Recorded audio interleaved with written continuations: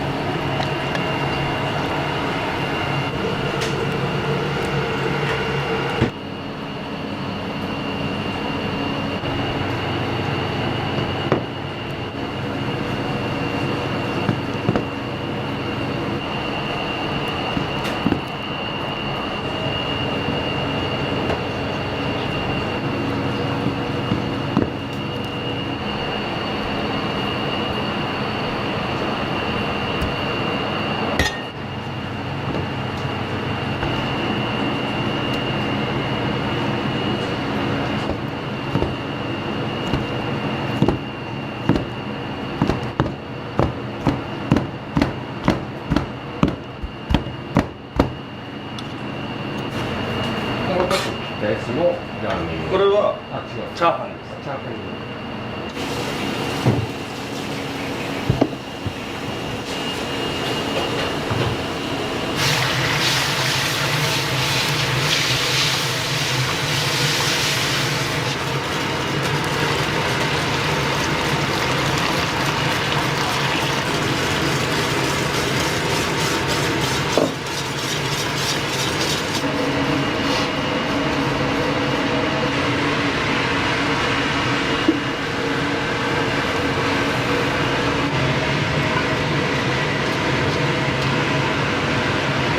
お店って何年ぐらいやられてるんですか？ここでは15年目です。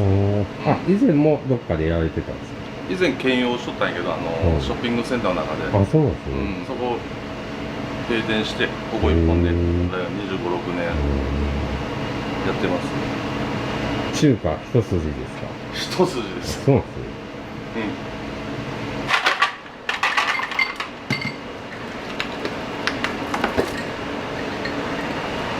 いただきます。はい、どうぞ。お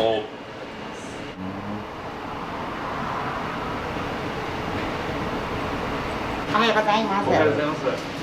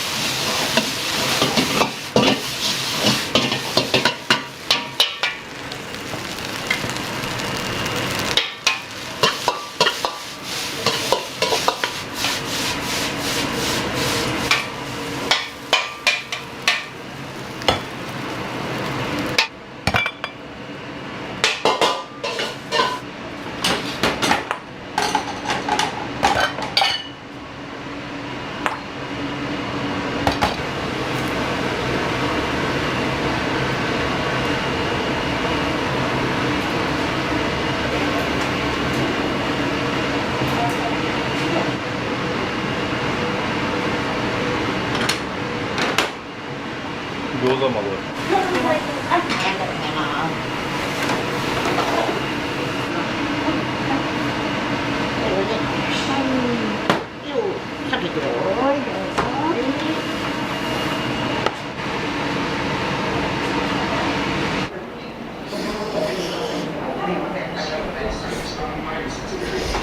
間違いなくチャーハンうまいです。チャーハンも美味しいね。はい、タルタルチキンです。はい、少々お待ちください。タルタルです。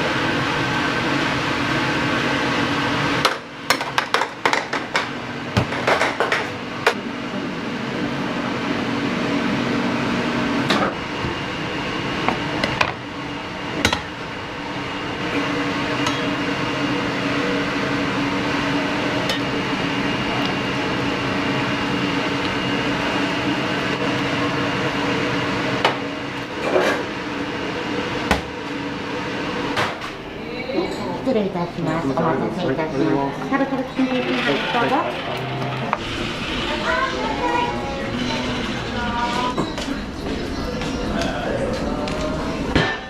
この B で B です。ブラックラムネ。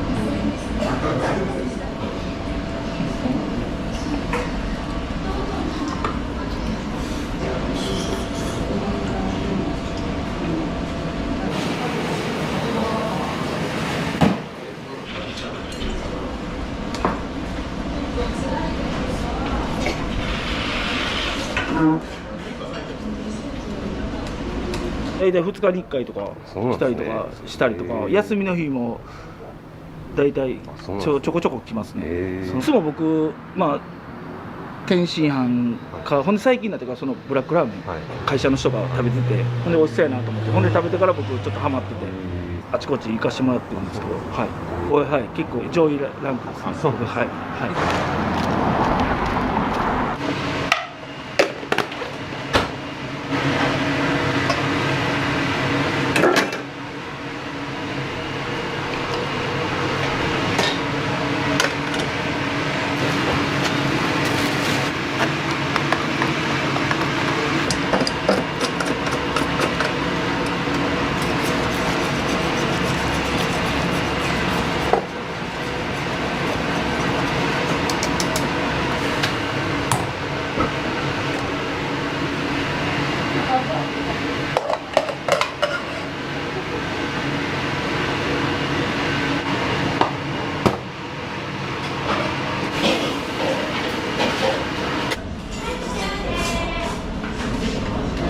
おむつ大で。はい。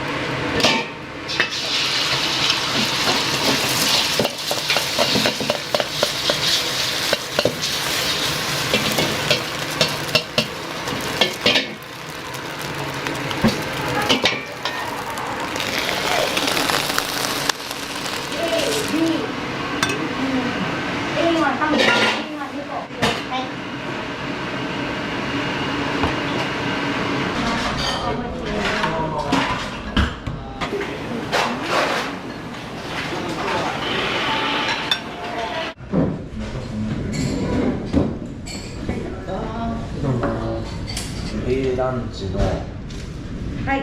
ラーメンをはい。味噌に、A ランチのラーメンをブラックで、はい。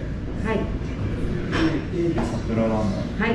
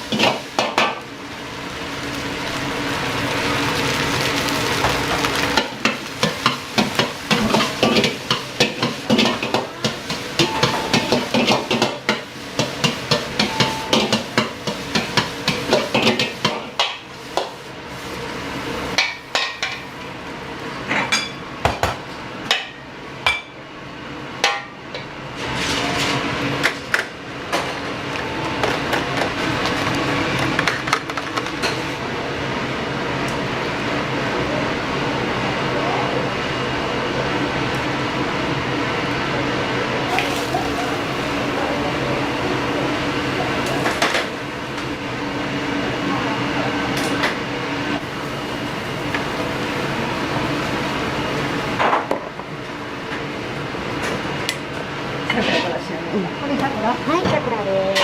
桜です。どこでしょうか？あ、はい。あ、こちら。はい。はい、どうぞ。ラップですね。はい。ですか。こっち、このね、はい。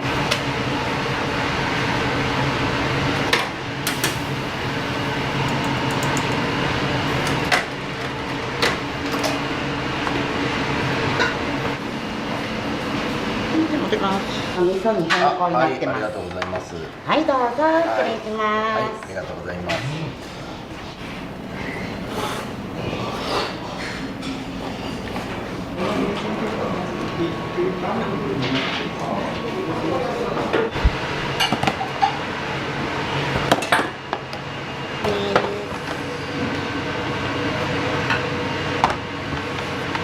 お待たせいたしました。はい、天津飯の方のセットです。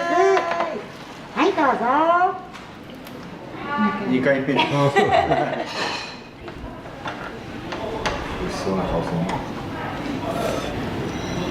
美味しい。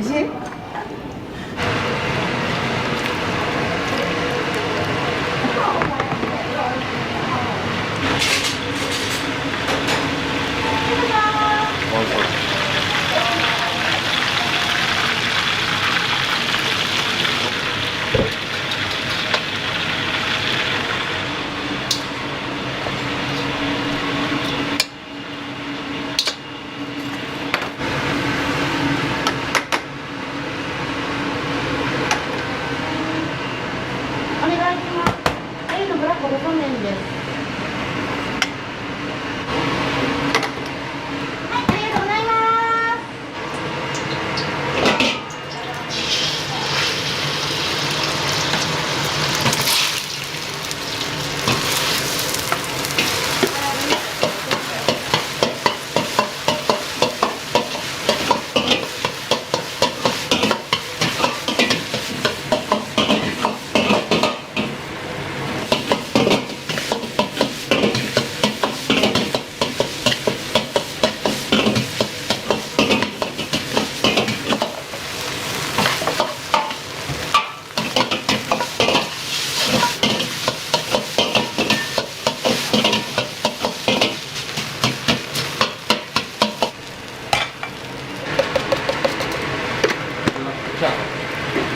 ブラックター。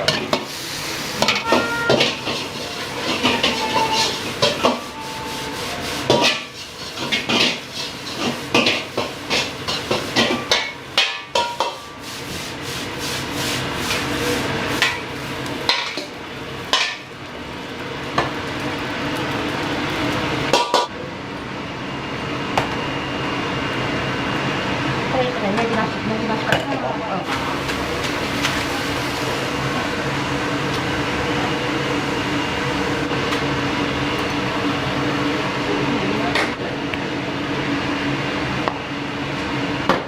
これですか。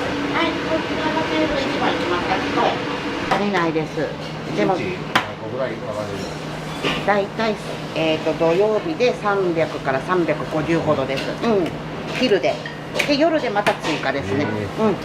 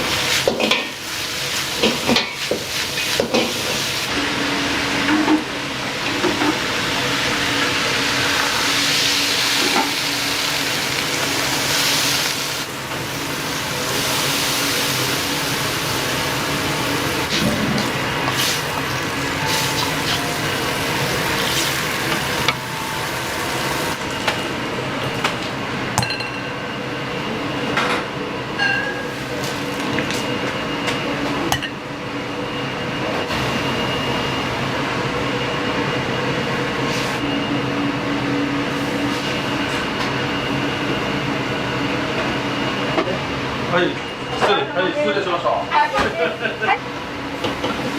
しな明日は休憩なしでバタバタやる。オードブル。うん。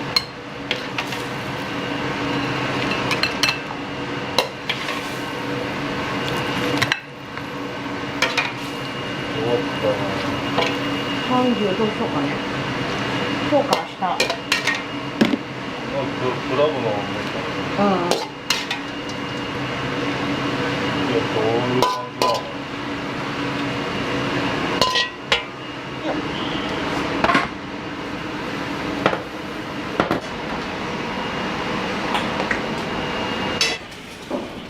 はい、お待たせいたしました。キャンプ麺のセットです。どうぞ。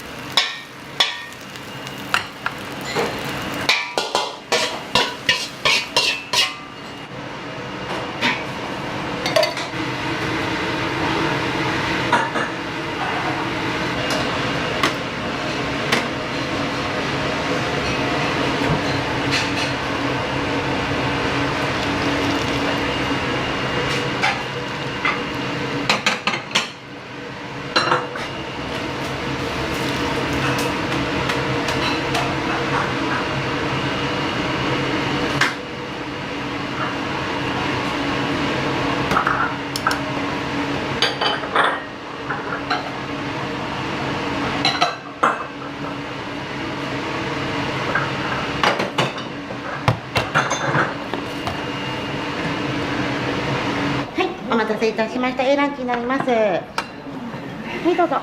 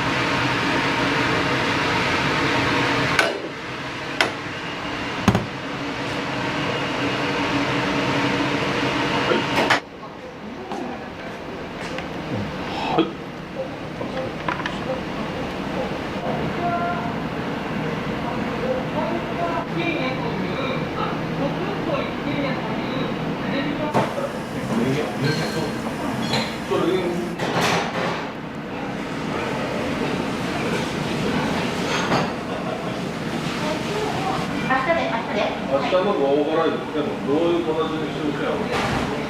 そうですよ。注文して。子供さんはしてやからね。せやね。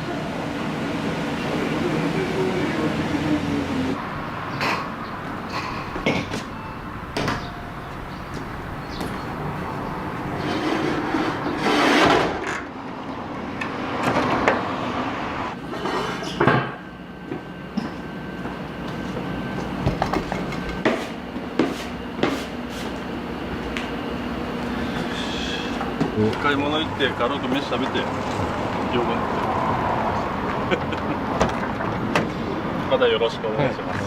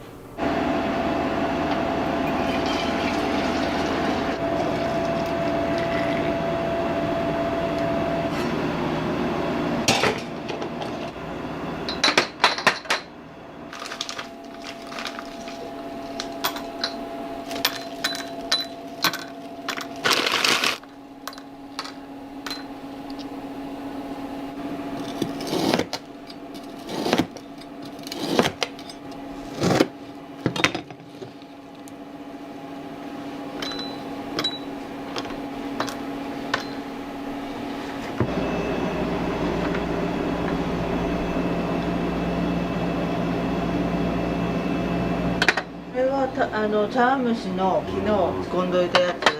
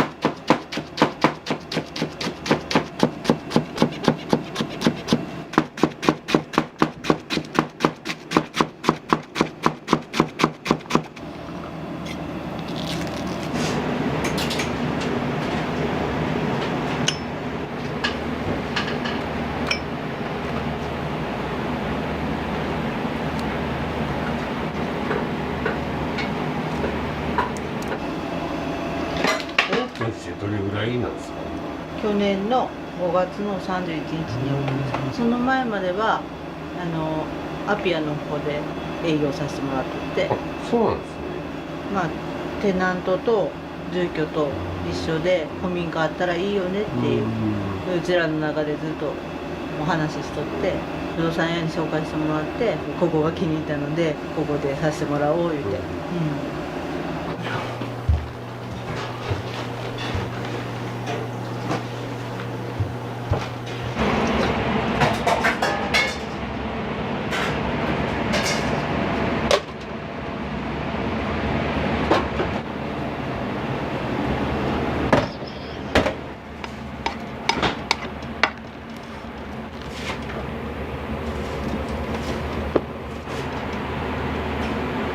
今からキャベツ切って唐揚げの段取りというか衣をまぶしたりなんなんで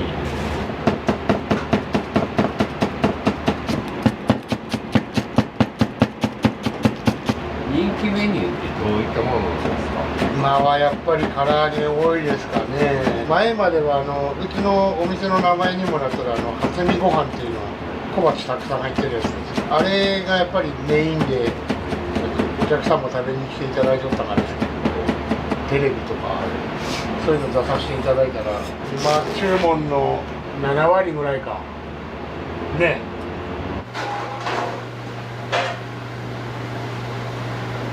飲食長いですか？そうですね。まあアルバイトから入れたら30年ぐらいはやってもな。最初は飲み屋さんみたいな感じだったんですけど、そこでご飯作るようになって、そこから割烹行かしてもらったり、ラーメン屋さん行かしてもらったり、中華屋さん行かしてもらったり、いろいろお勉強させてもらいました。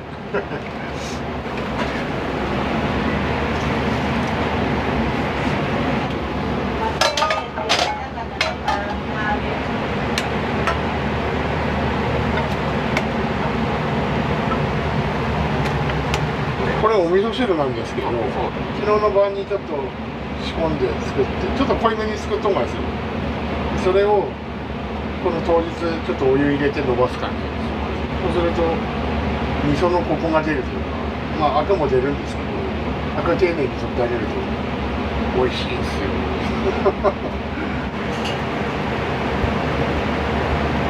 大丈夫だよ。うんうん。大人3名でいいのかな。はい。お客さんってどんな人が多いですか？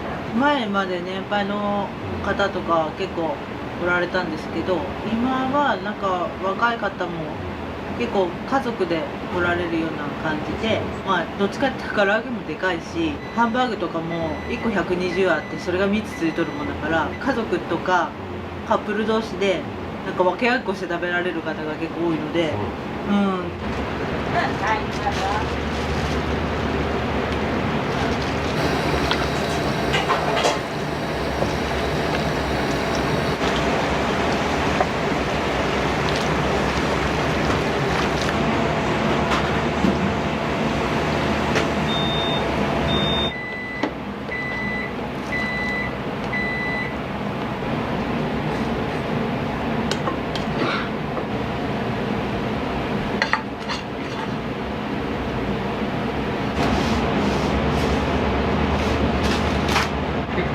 何でもやられるんですね。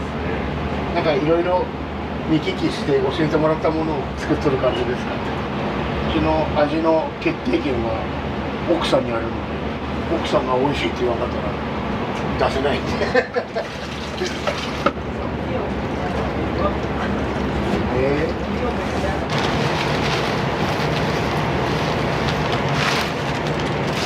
本当削り節でしっかり取ってあげた方が美味しいんですけど、今時間がなくてなるべくそれに近づけた味には作っとはんですけど。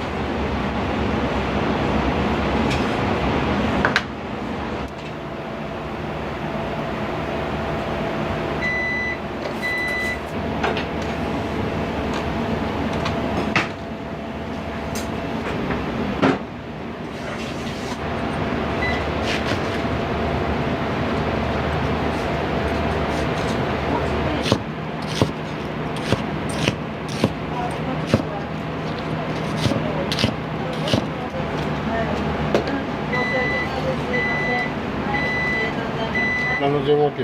D 払いやらしい。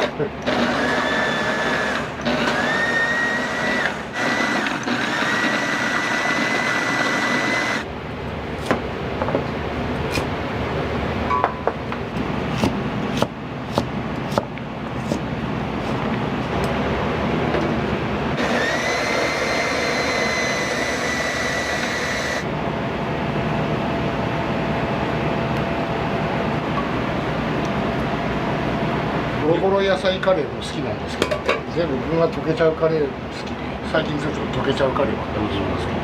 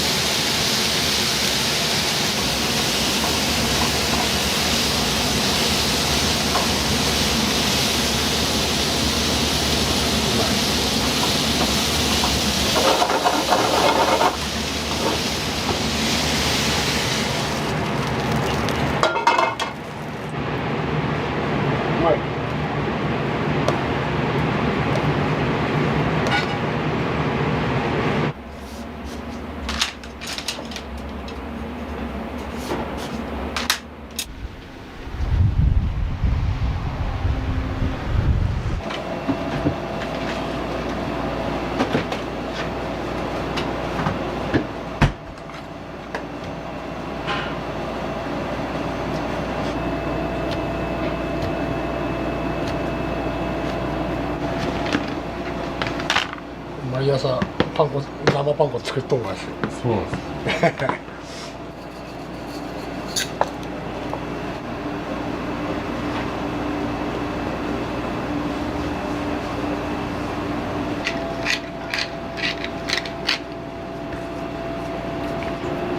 大丈夫ですか言って。あ、大丈夫ですよ。ただちょっと混み具合によりますよ。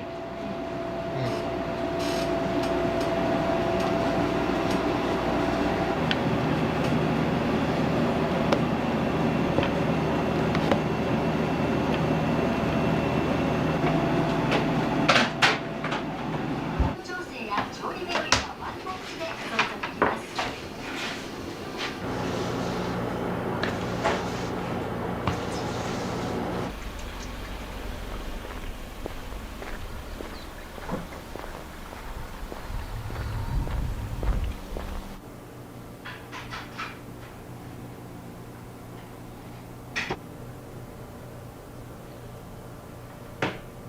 1000円以上値を上げています。東京株式市場で日経平均株価は値を上げ、バブル期の1989年につけた終値の史上最高値まで一時あと50円に迫りました。今朝の日経平均株価は寄り付き直後から大きく値を上げ、昨日の終値からの上げ幅は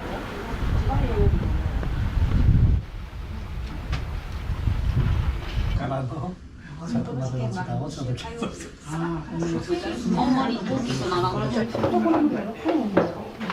ハンバーグ定食よ。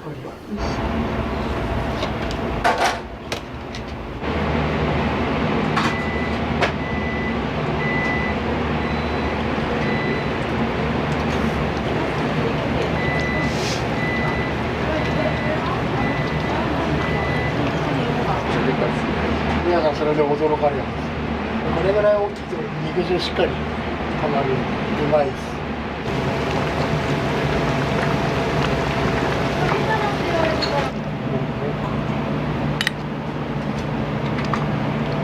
よいしょ。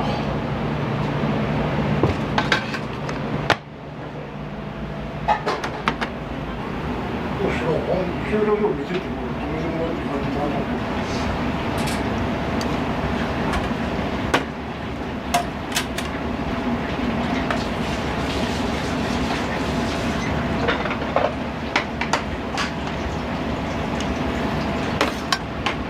4番に3つ。ごめん、サラダのさ盛り付けの。じゃあ私このカゴの方持とうか。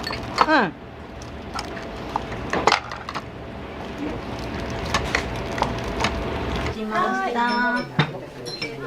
今もう一つお待ちしますね。すみません、ご飯食べ終わられたらボタンしてください。コーヒーお待ちします。はい、ありがとうございます。無理ですよ。コロナの時に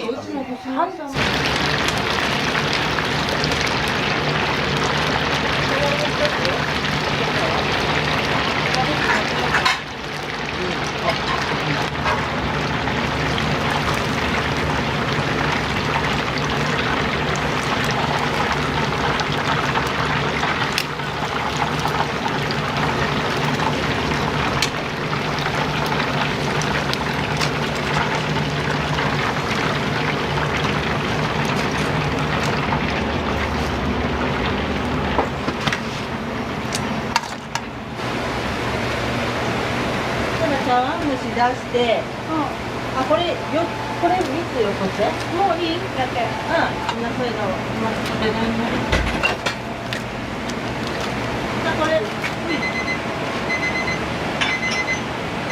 で、何種したっけ？コロッケ3つ。あ、コロッケ3つ。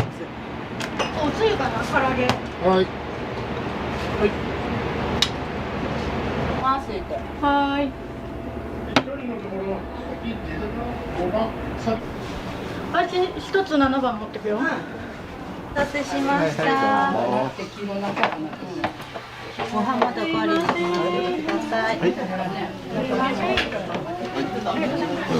お疲れ様。はい、どうぞ。それはいいのかな。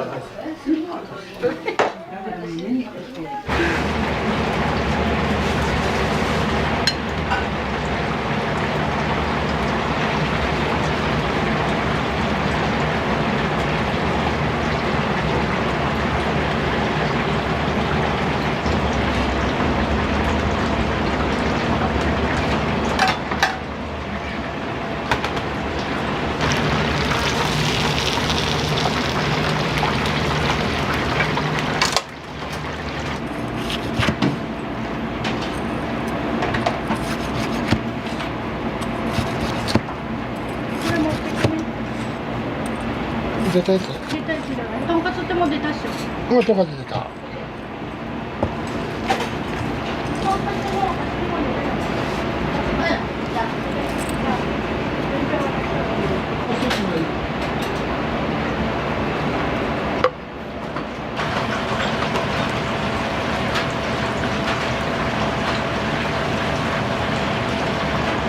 一個一個重さも重そうですよね。そうですね。だいたい160ぐらいかな。ちょっと肉屋さんにもお願いして今カットはしてもらってますけど、もう一人じゃ間に合わなくて。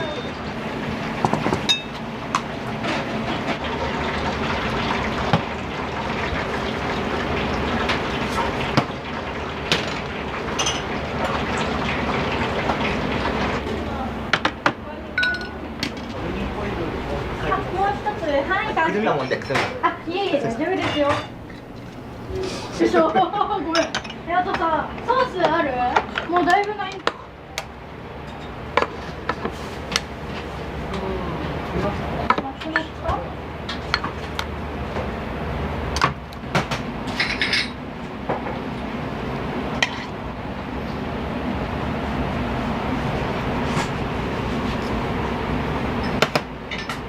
もう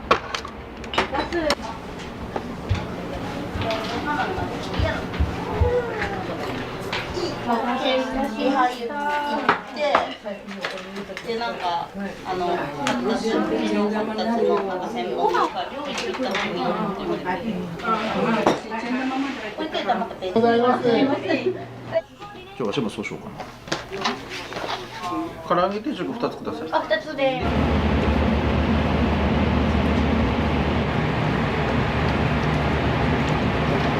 昔から唐揚げ作ってて、もう20年ほど前かな。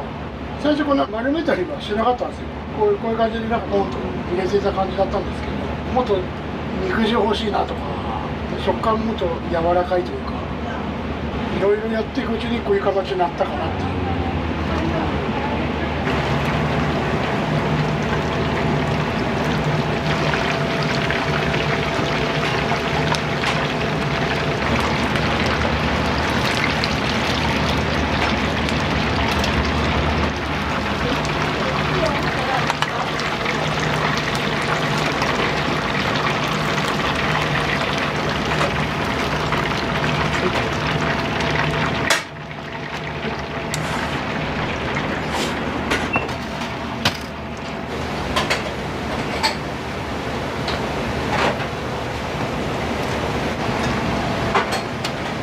これごまのドレッシングにちょっと味入れとくとブレンドっていうほどのもんじゃないけど、まあそのままだと面白くないけどちょっと味入れとく。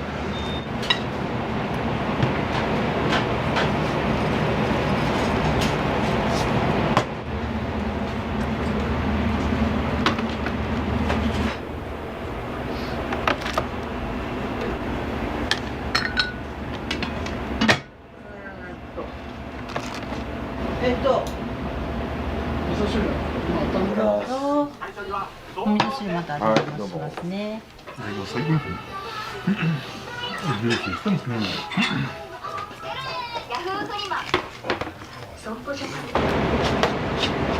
そんな特別なことしとんかねでも。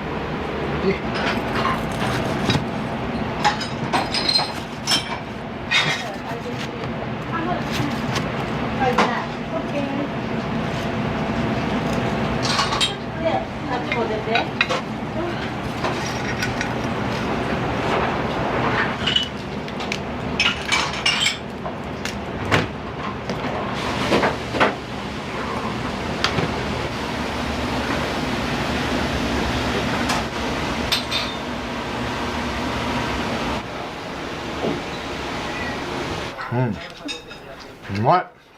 最高。ベリーグッド。それは裁判所側。完食していただいて。いいごちそうさまでした。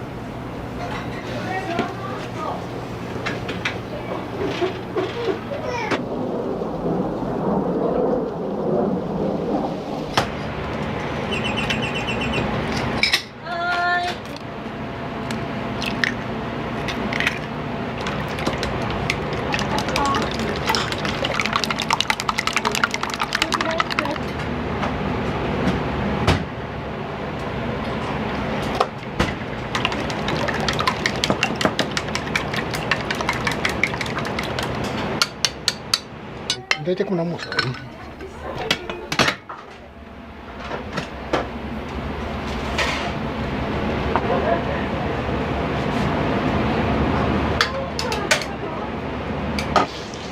僕なん、まあ、うちの奥さんまだ YouTube とかちらちら見とる方だけど、僕がもう全然そっちの方疎く。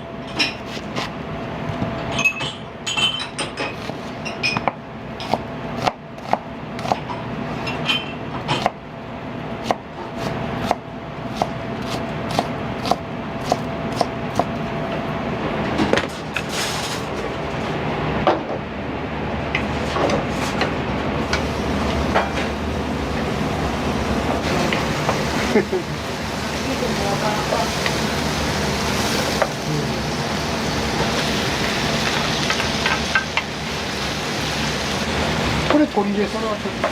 チキンライスで。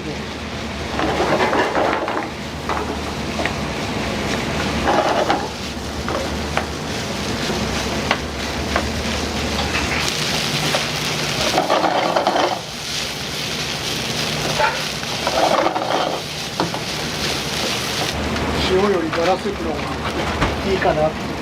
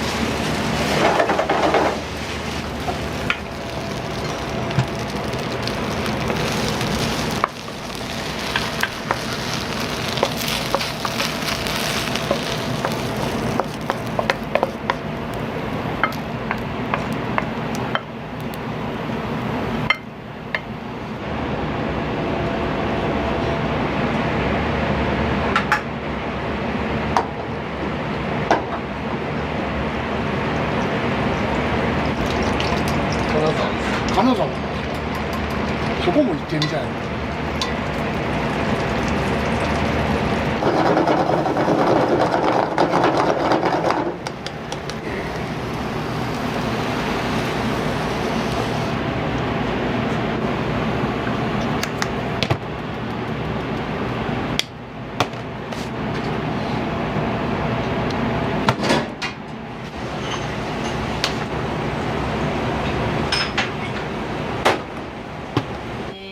オムライスになります。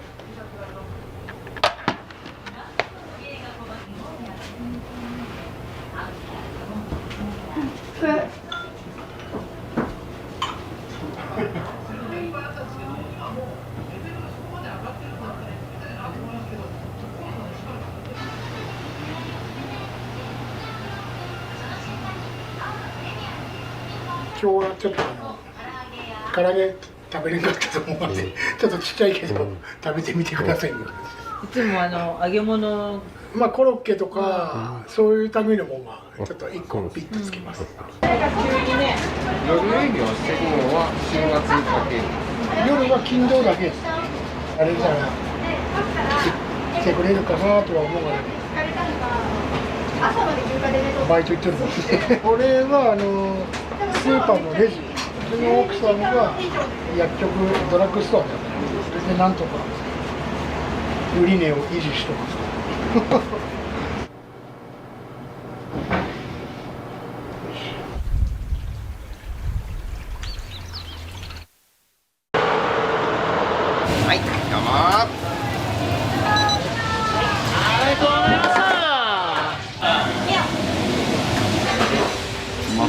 美味しかったですよ。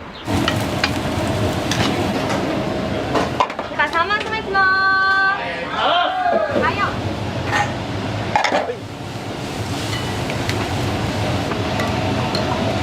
い、1番様いきまーす。うまっ。はい、これの小盛り。豚骨中盛りです。お待たせしました。もうやばい、マジでうまい、めっちゃ濃厚。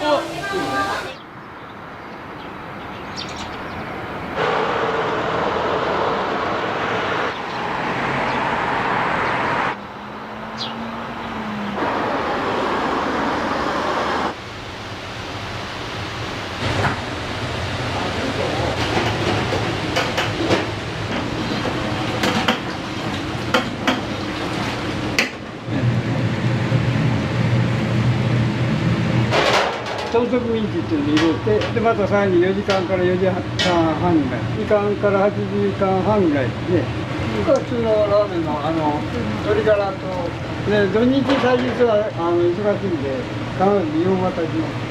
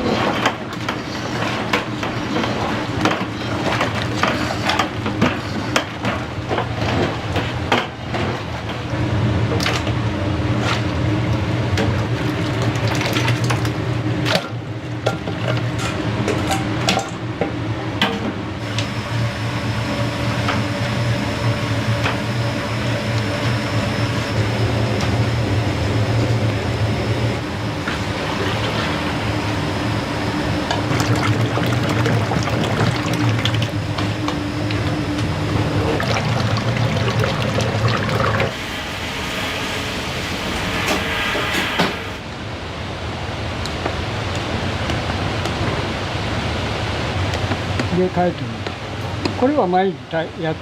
炊き込みは必ず。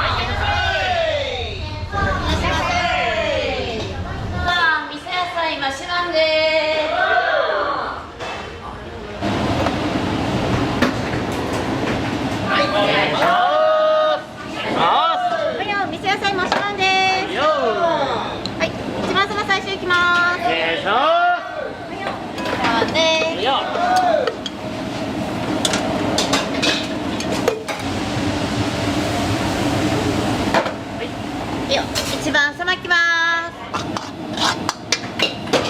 メインパスです。お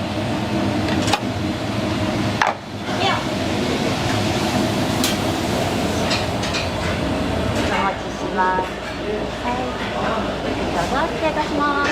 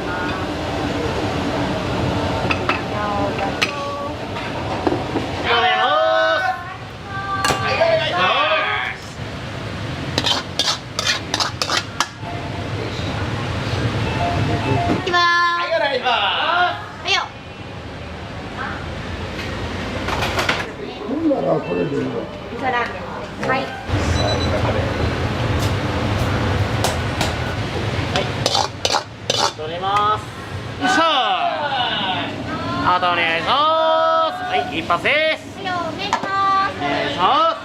はいよ、味噌でトッピングバター燃やします。はいよ。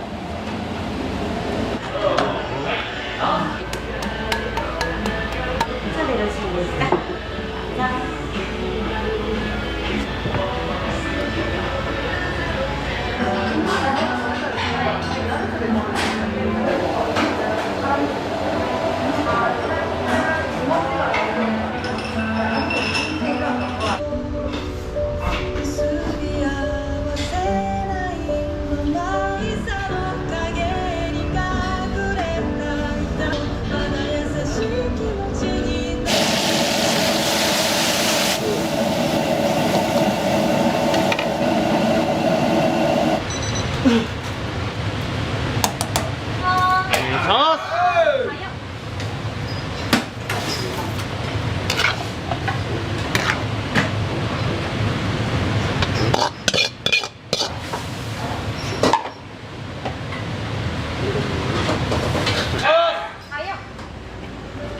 せいたしました。野菜ラーメン味噌野菜増しとサラダバーガーのコードです。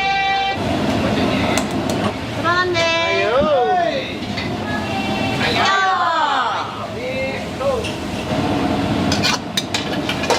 一発。一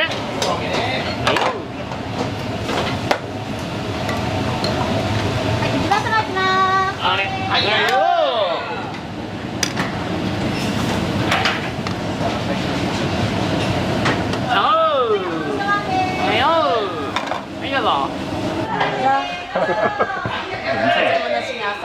じゃあいただきます。うまっ。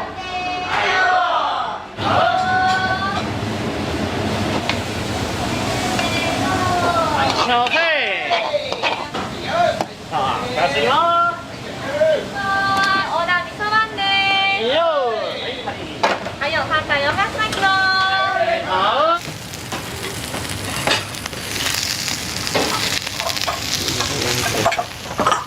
2番さばきまーす。はいよ。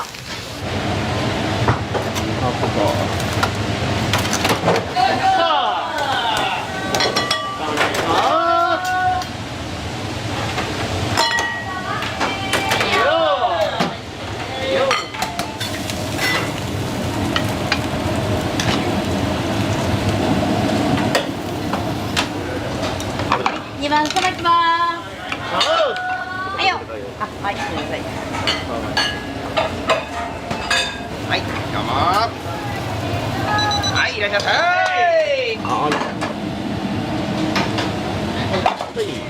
3番さばきまーす。はい、お願いします。はいよ。はいよ。赤帯。はい。はい、3番さば最初いきまーす。はいよ。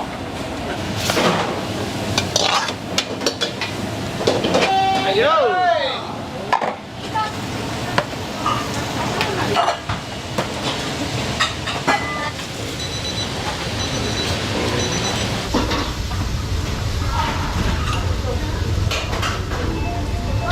さあ、おあと2発です。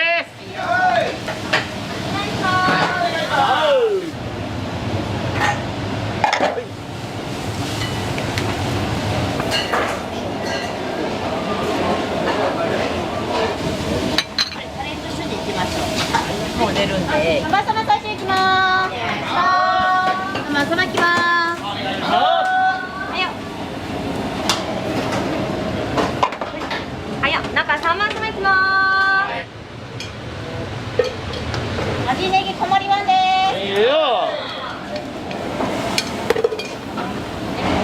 す。はい、どうぞ。はいよ。はい、4番さば最初いきまーす。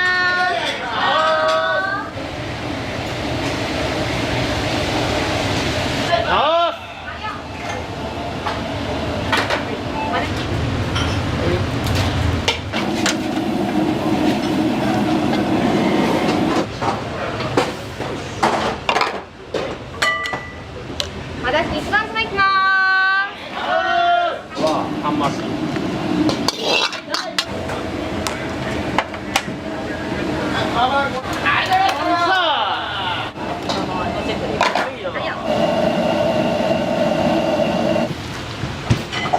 一番さばきま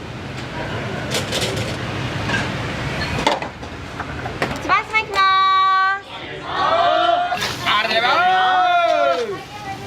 お願いします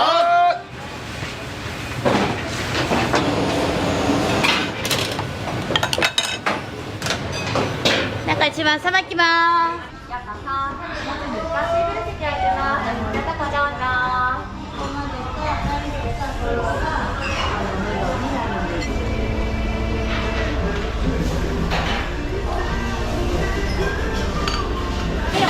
そばまでーす。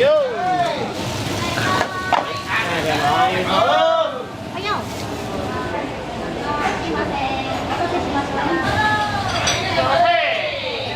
では。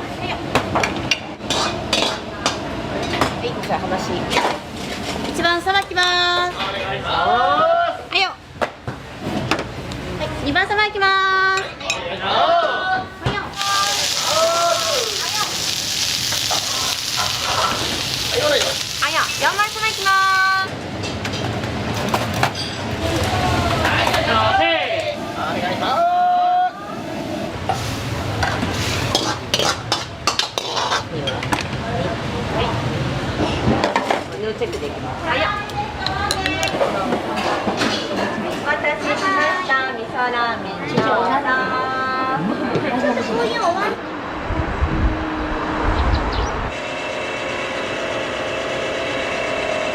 お味とかいかがですか？美味しかったですよ。いつもつけ麺が美味しいんで、つけ麺食べてます。他なんかおすすめメニューとか。あと餃子。は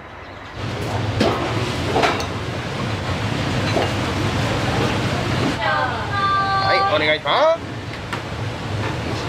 はい、お願いします。失礼いたします。お待たせいたしました。極上背脂ラーメンととろろご飯の大盛りです。は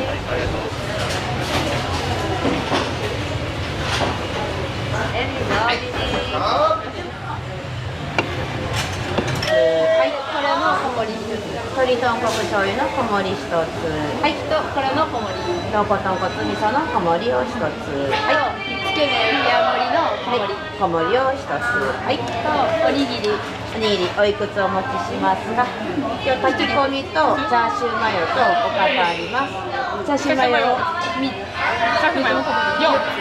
1個ずつを1個ずつで、はい、1個で大丈夫でした。どうぞお待ちください。お願いします。お願いします。いらっしゃい。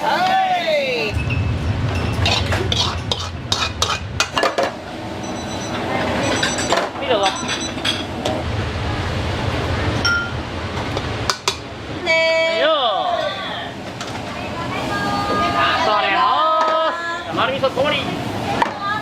2番様いきまーす。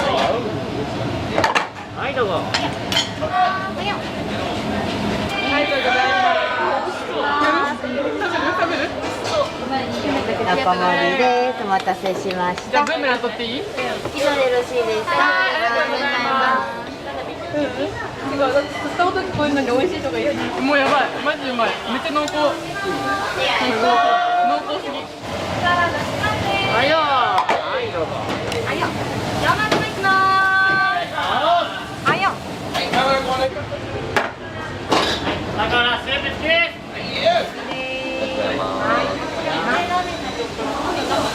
うまそう。でパフェで気をつけてください。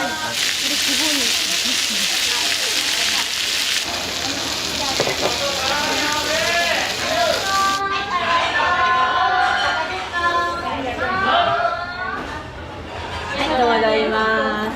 はい、ありがとうございます。ありがとうございました。お願いします。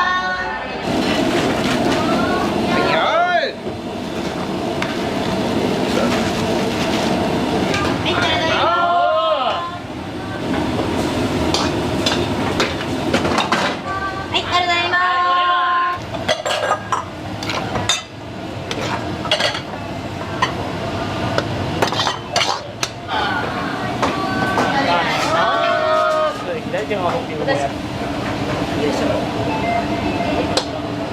りがとうございました。さあね。はいよ。はい、お大事で。はいよ。はいよ。はいよ。お私6番様再生します。はいよ。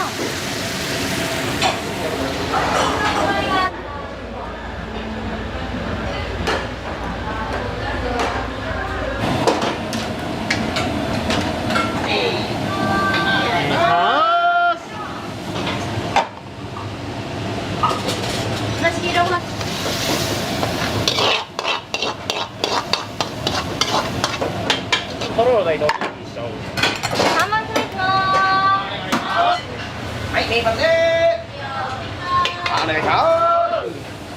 はい、3回4番様いきま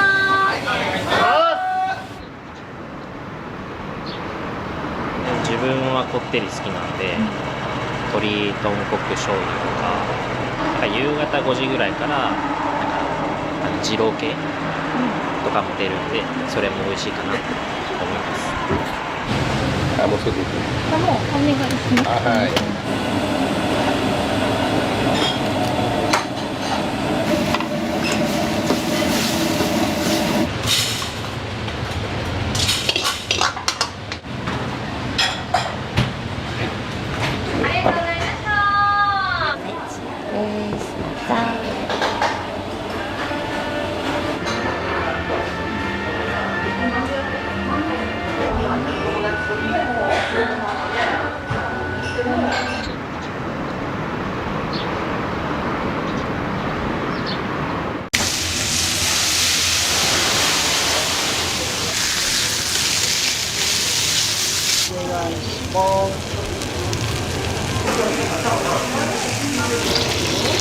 よ2枚ご飯入れておいてください。はい、水が。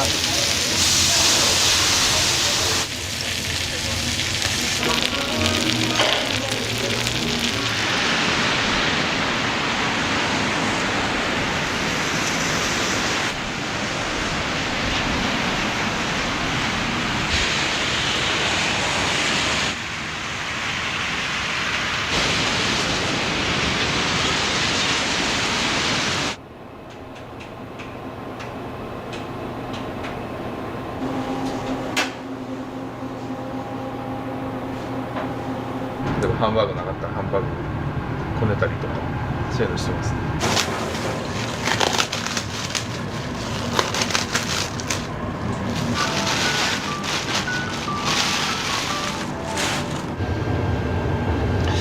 今日来るんかな。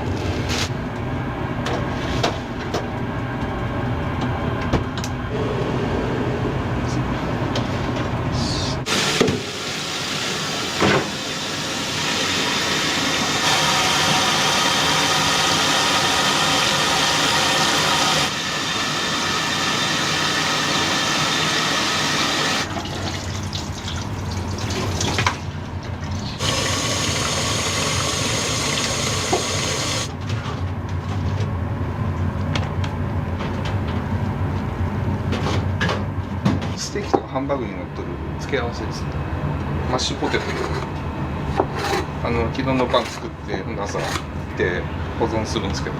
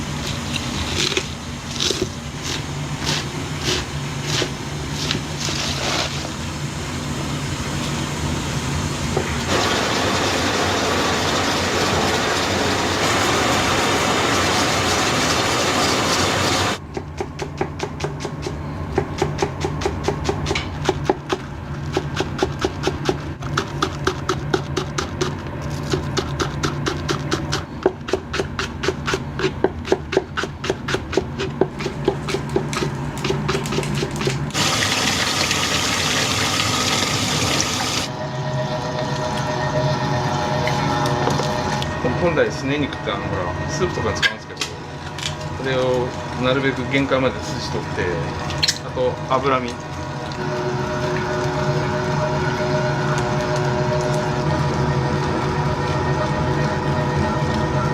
ーキとハンバーグってどっちが人気あるんですか？おとといがハンバーグいっぱい出て、その前の日がステーキいっぱい出たとか、ハンバーグの方がちょっと勝つんじゃないかなと思います。本当日によりますけど。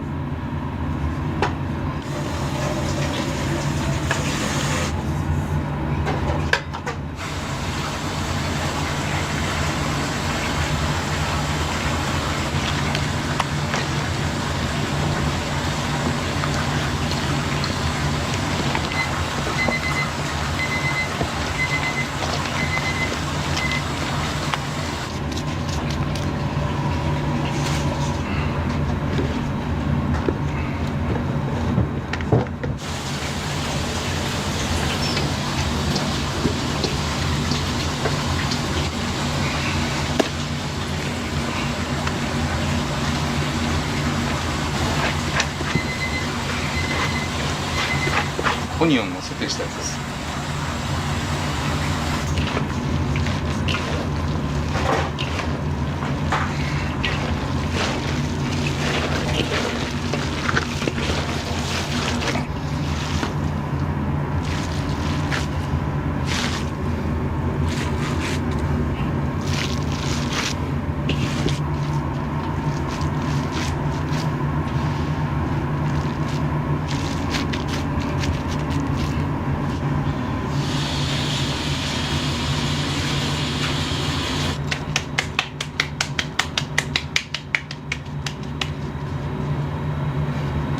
高いって言われてるのが240なんですけど、生姜160なんです。これそのもうちょっとちっちゃいやつです。サービスランチっつって限定のやつなんです。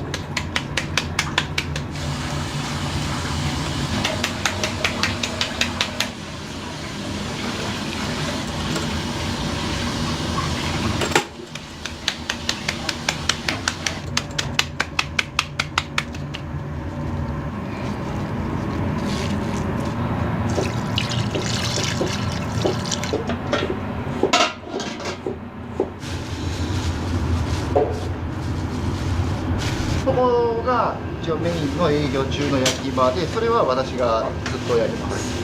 はい。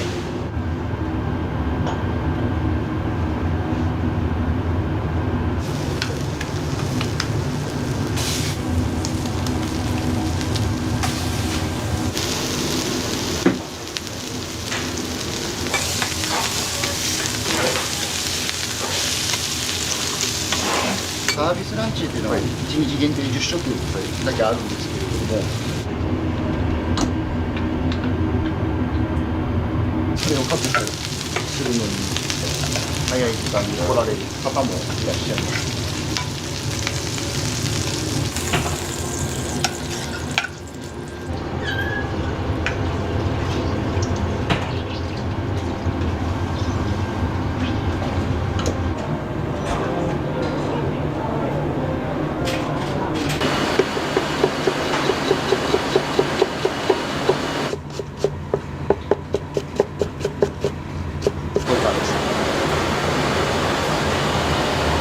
2時間ぐらいやります。水分飛んできたらこれパスにしちゃう。いろいろ調味料入ってるんですけど、でまたしばらく煮詰めます。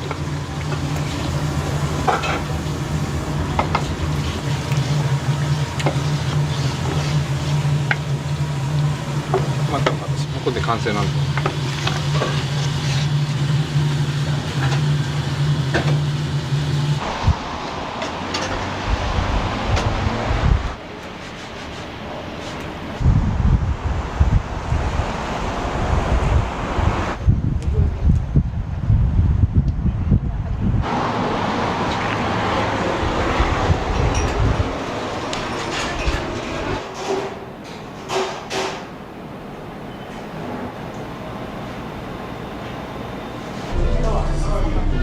大変だ。だ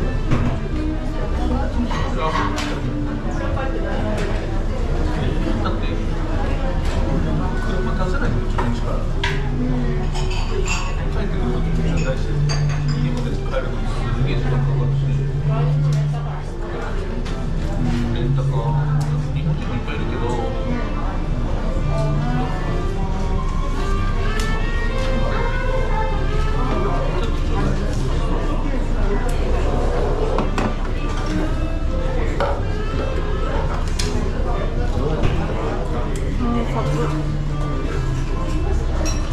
今日朝あったかかったんで、朝の方があったかかった。今の方が寒い。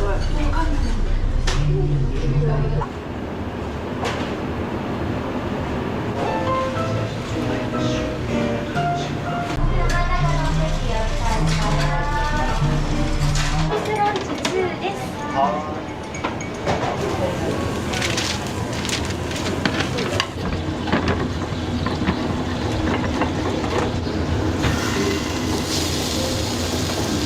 ランチ大ステーキ200オールワンです。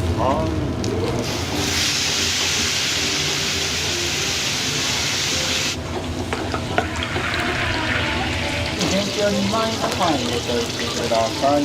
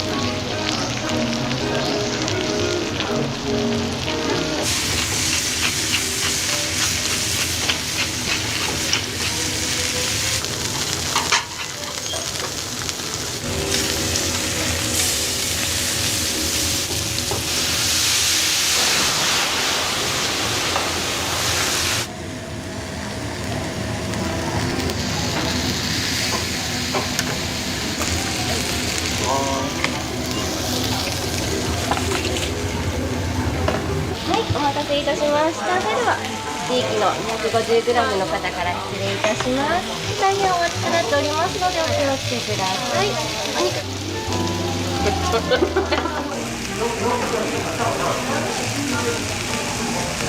英語等級っていうのが縛りになっているので、産地は全国からということになります。石川なので能登牛ありますかというようなご質問とかあるんですけど、うちはあんまりないです。その代わりも必ず英語等級のものしか入れないというような選び方です。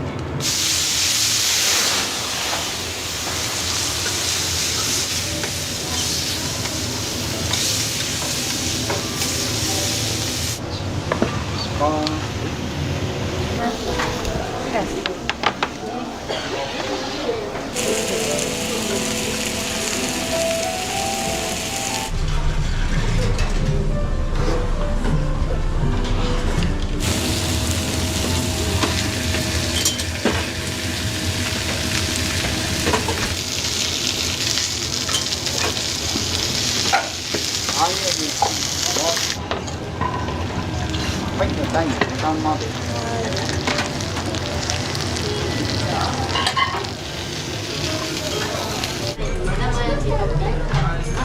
それはスペシャルとなりますので、かけずにお願いし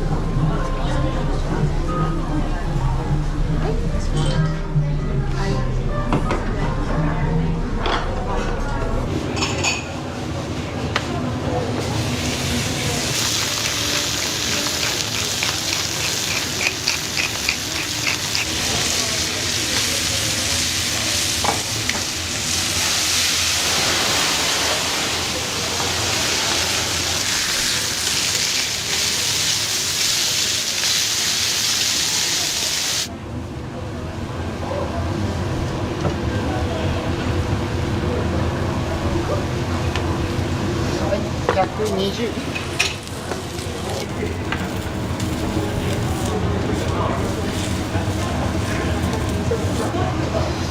はい、150。お願いします。こちら側でよろしいですか。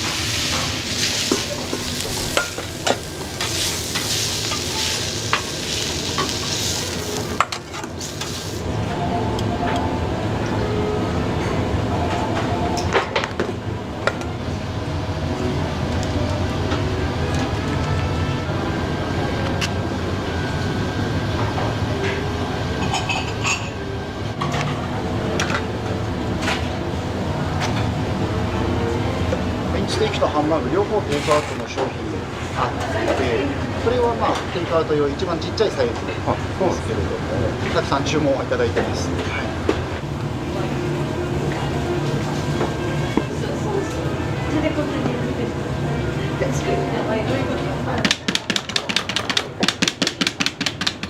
単品のお肉でご注文できます。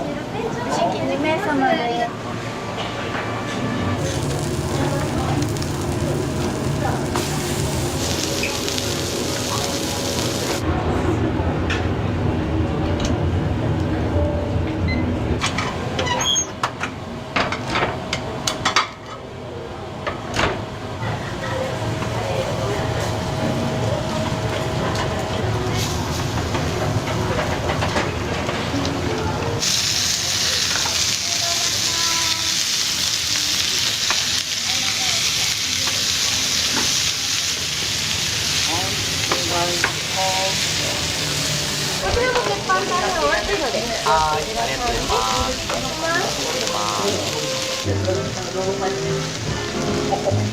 久しぶりに来ました。はい。半年ぶり、1年ぶり。はい。焼きたての美味しいハンバーグをランチがお手頃で食べれるのがいいなと思います。ジューシーです。お待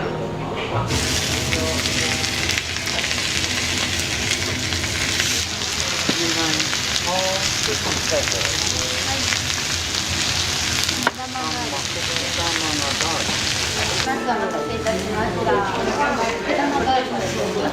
タレもかけずにこちらにつけてお召し上がりください。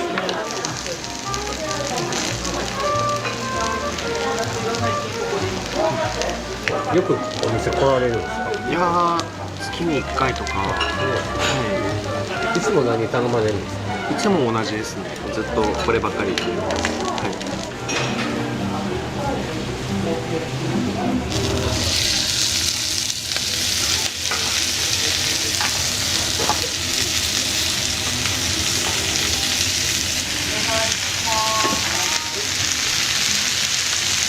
お待たせしました。これから保存にお熱いのでお気をつけくださ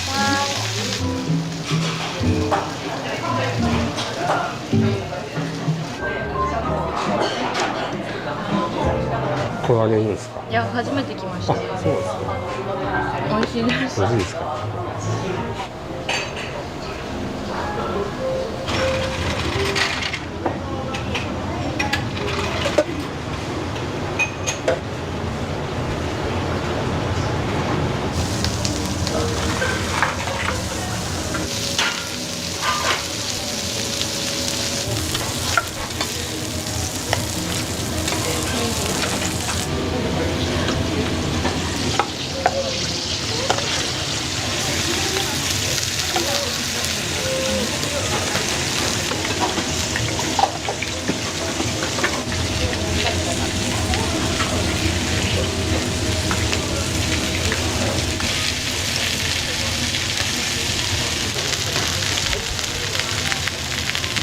ハンバーグ小のご飯小でございます。い。辛いですね。はい、失礼します。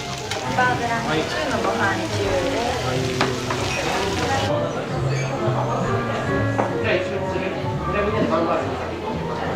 お昼何食べようでハンバーグ食べたいなと思って。美味しい。美味しいですか？なんか出張ですか？出張で東京から。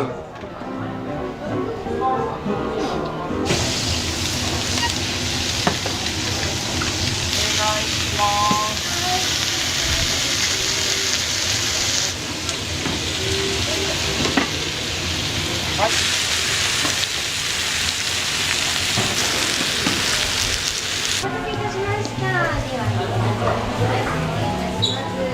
お疲れ様でした。美味しかったです。ありがとうございます。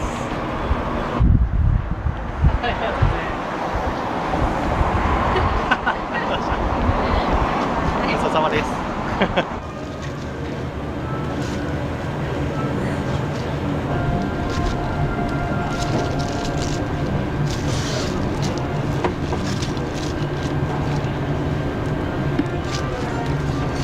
いちごの部位です。いちご焼肉屋さんとかだと赤身の場合多いと思うんですけど、英語等級っていうのがった場合だけ結構こういうバッチリ差しが出て、英語等級に限ってはステーキにすると大変美味しい。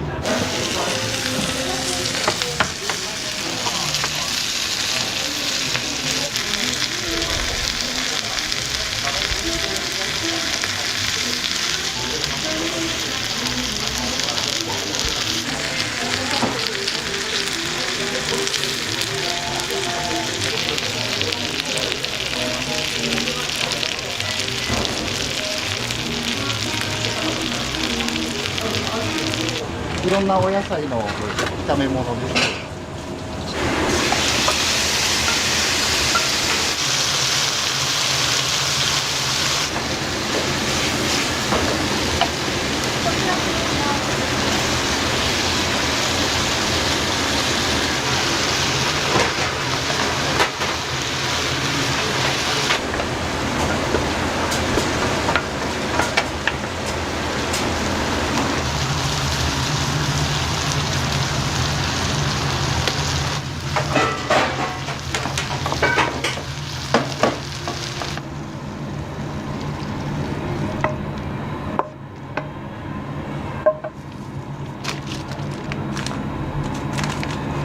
大皿でシェアしてもらうことが大体多いですね。完成です。よいしょ。ななみさんは美味しいです。美味しいです。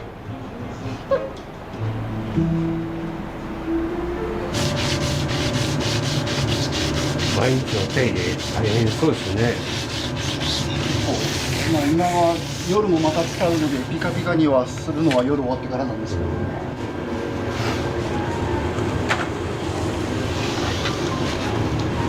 これで帰ります。あ、はい、ありがとうございます。ありがとうございました。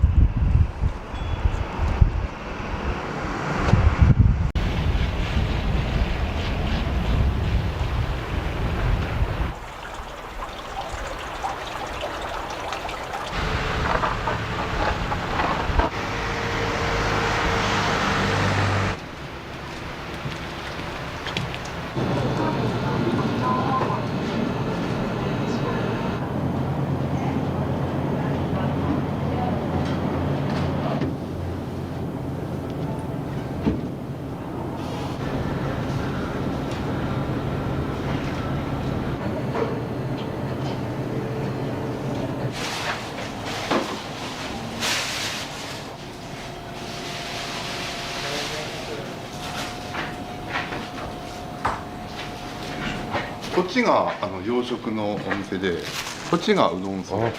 じゃあ2店舗分の仕込みをされるという。そうですね。はい。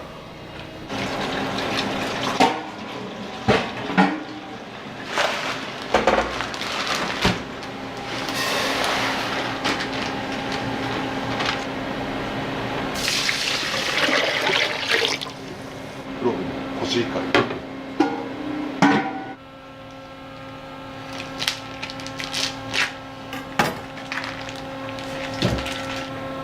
案外やってますね。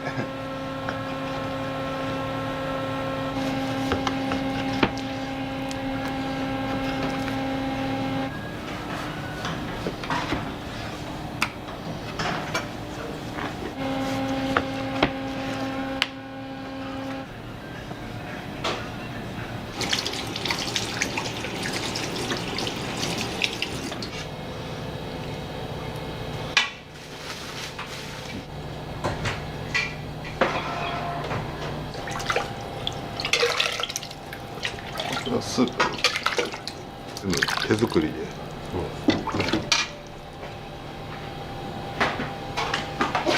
ンしてどれぐらい？オープンしてもうすぐ2年ですね。畑さんはずっと飲食？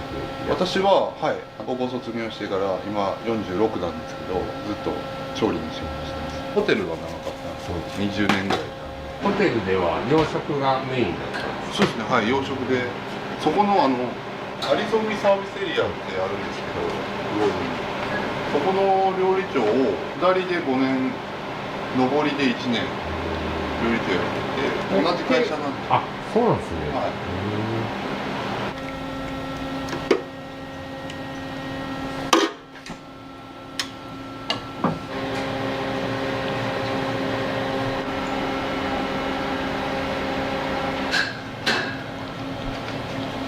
日替わりランチに今日ちょっとデミ多く使うんで。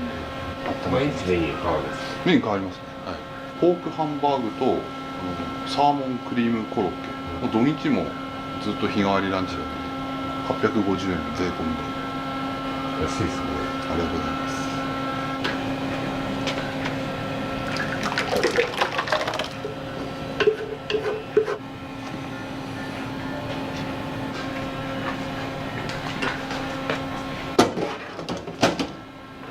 ランチ。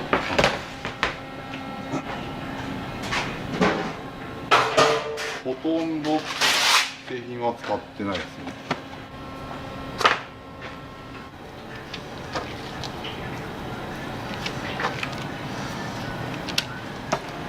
これ多分焼いちゃったらちょっと曲がっちゃうんで、焼くのに10分ぐらいかかるんで、うちフードコートなんでやっぱ5分以内に出さないと自分思ってますんで、やっぱそれなりに準備はしてる。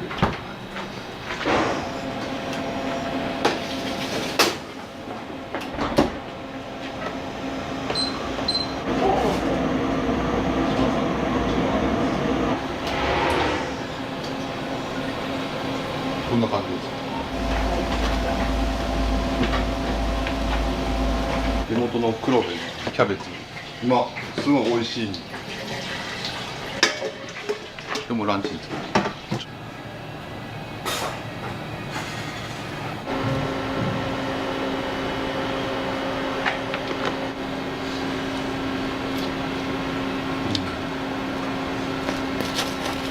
これも全部地元の野菜を。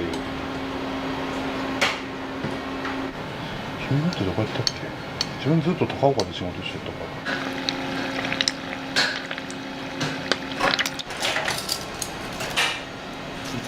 今日のランチ。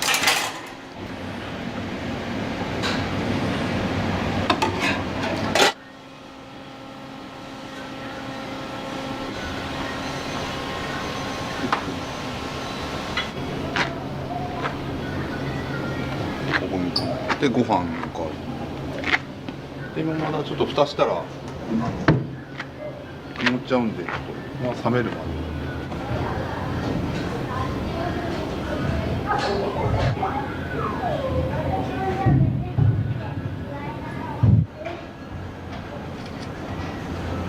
まだまだ知られてないんで、一番知ってもらいたいよ。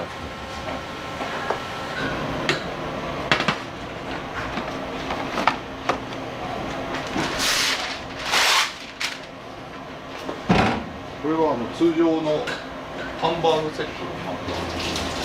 なんか違いがあるんですか？これは豚で、こっちが合いびきです。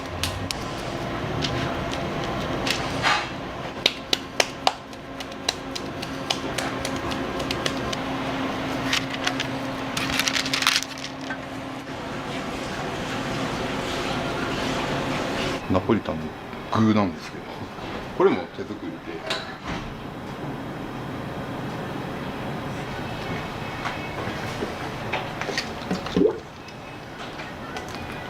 もう合わしちゃって。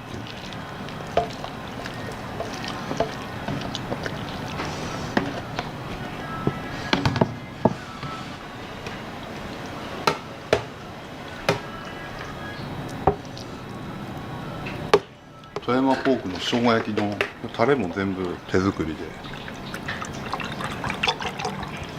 手作りの方が安いんで、安いし美味しいし、地元農家さんから直接買っとる。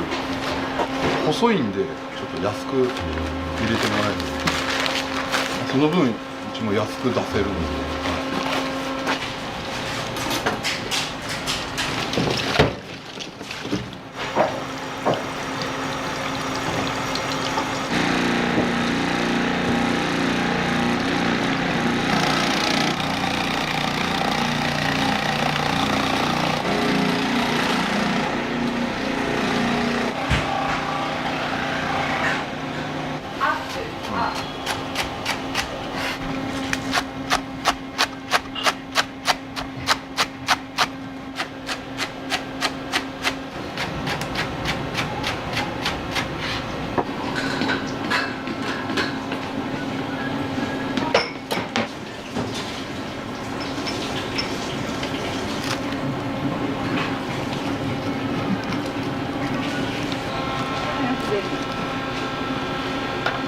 鍋焼きのポークです。下茹でしといて、であと中身入れるだけ。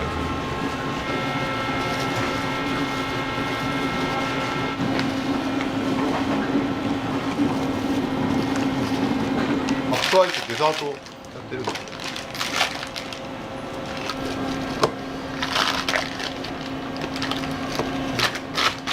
ホットミルクよろしいですか？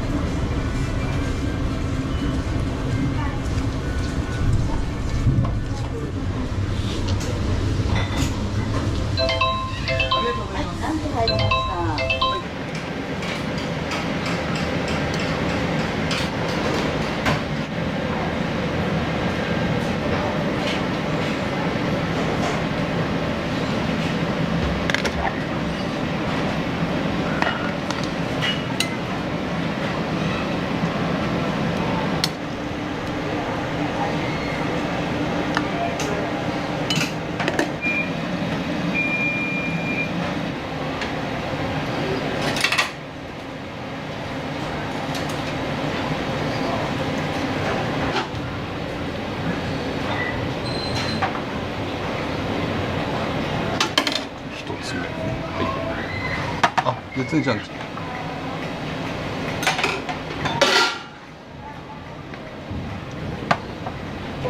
はい、お待たせいたしました。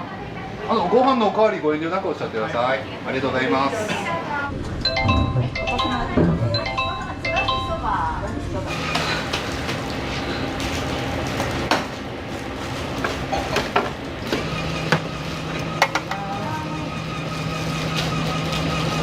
シンデレラと思うね。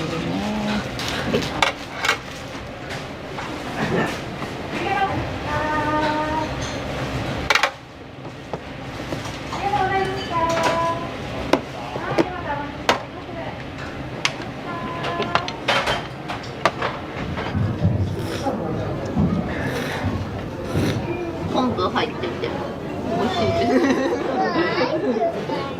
どっちかというとあそこで遊んでついでにご飯みたいな。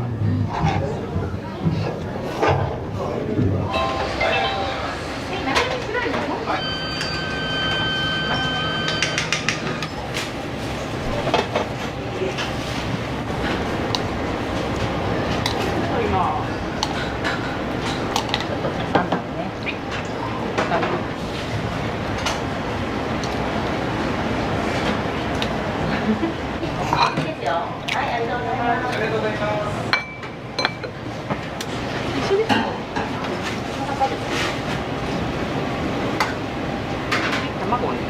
はい。いきます。はい。3分です。うどんは石川製麺さんのうどんです。はい。椿食堂オリジナルのお出汁を石川製麺さんに作っていただいて、それをお出ししてるので。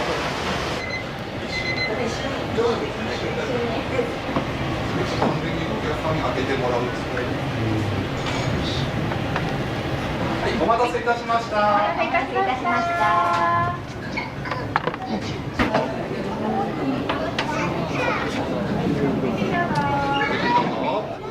はい、どうぞ。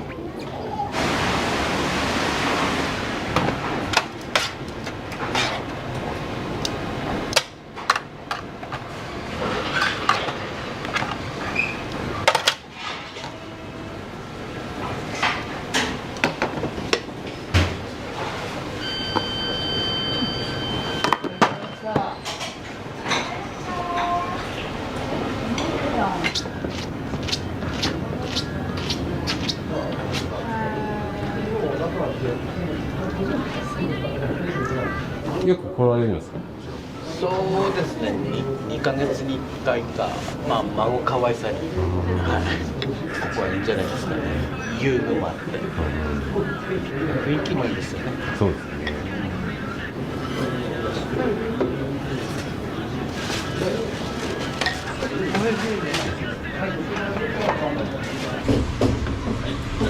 どうぞ。ありがとうございます。ごゆっくりどうぞ。ゆっくりどうぞ。お子様に関しては製品だったし、子供を持つ親としてはこっちの方が安心ですね。安心安全。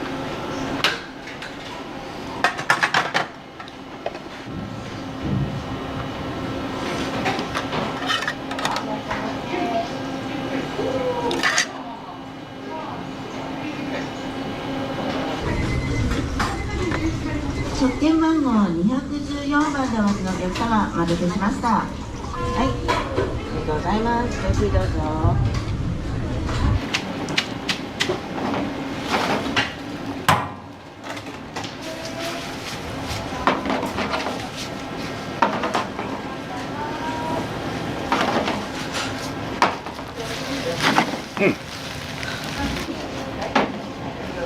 はい、いらっしゃいませ、どうぞ。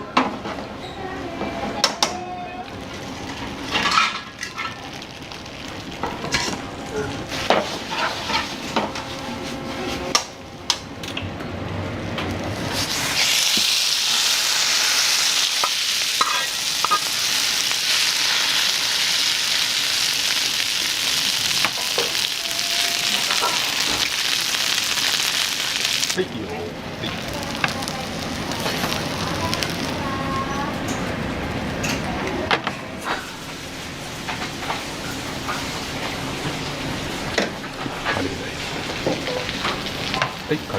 はい、味噌汁一つお願いします。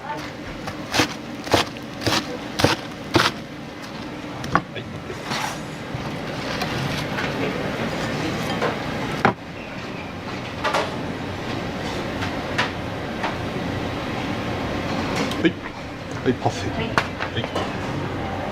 はいよ。使います。はい、ゆっくりどうぞ。恥ずかしい感じ。あ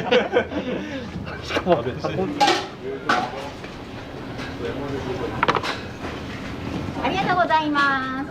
ゆっくりどうぞ。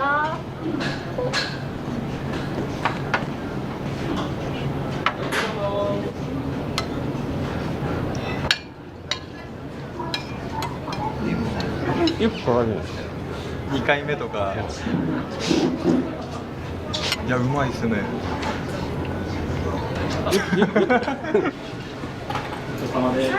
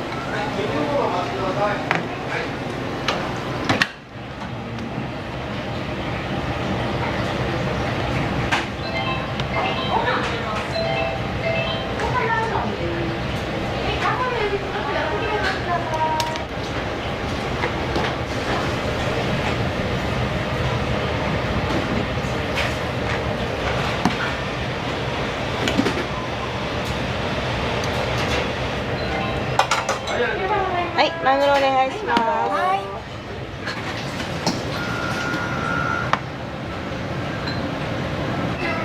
ありがとうございます。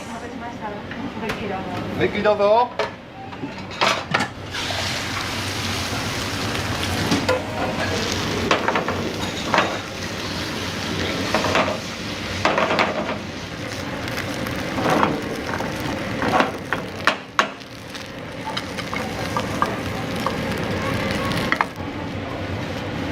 これもうせれんのかな。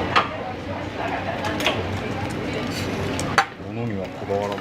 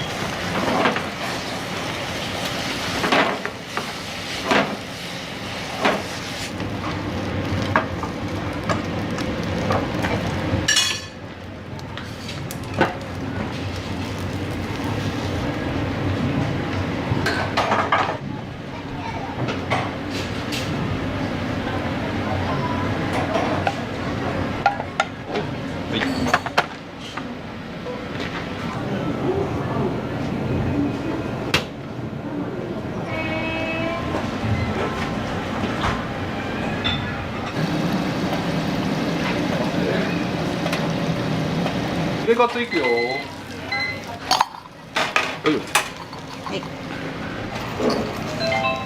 ありがとうございます。はい、ありがとうございます。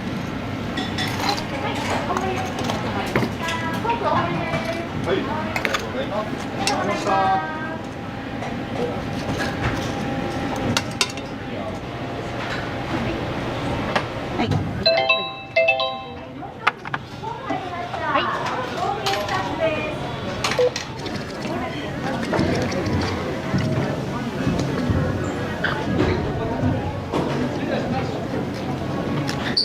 だしも全然美味しいですし、かまぼこも富山ので、あととろろ昆布が入ってて美味しいですよ、本当に。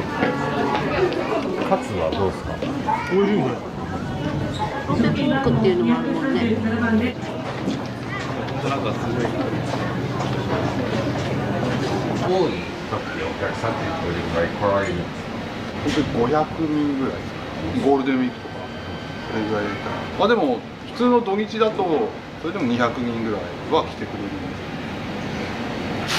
セットやろ。はい、失礼します。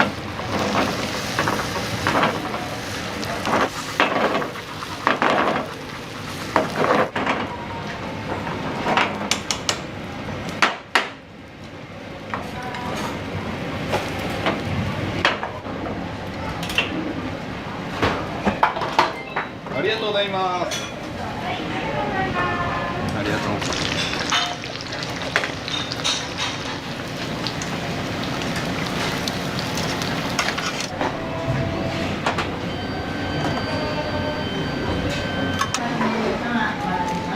お待たせいたしました。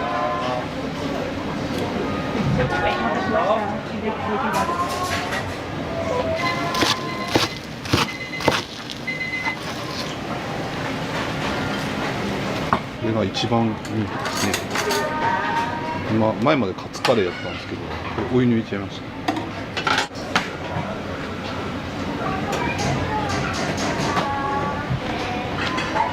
はい、お待たせいたしました。お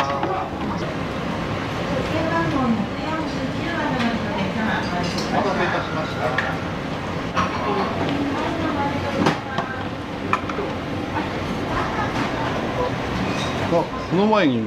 その前の小上がりにも知り合いだったんですよ。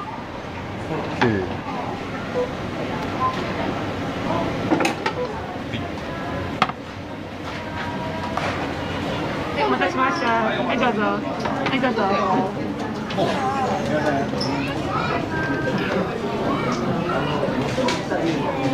この前オードブル取って食べた時に美味しかったからで来てみようかな。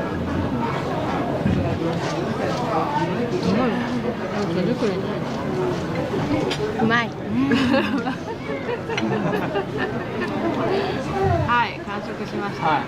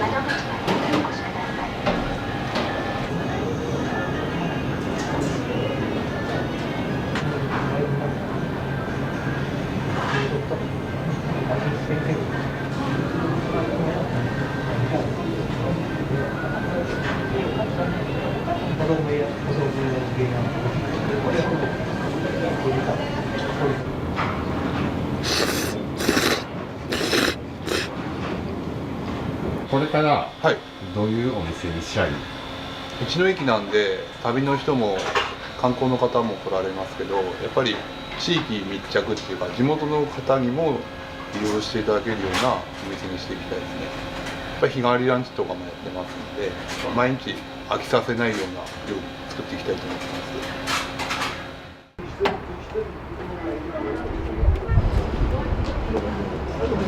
す。ヒレ味噌とお好み。は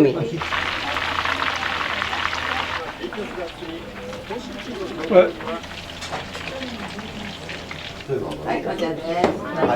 味噌カツ美味しかった。ありがとう。はい。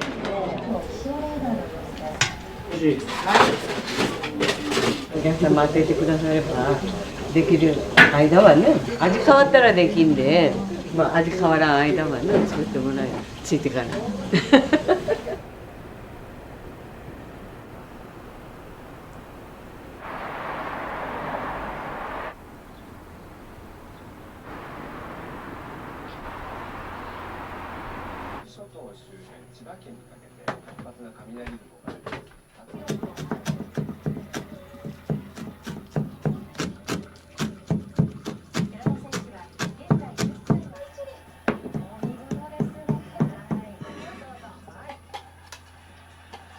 マヨネーズを先にして卵を茹でて、それからピクルス、きゅうりの酢漬け、ピクルス、あとはパセリ、それを入れて、でお客さんのエビにつけてもらって食べてもらってるんです。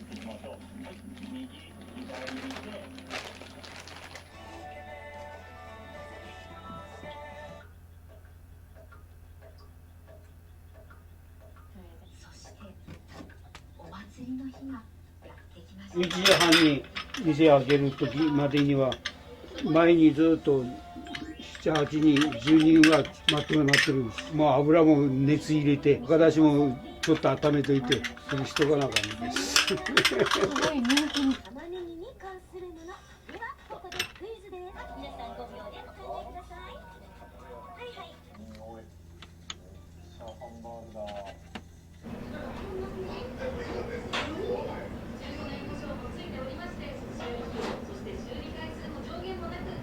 毎日午前さんお揚げしております。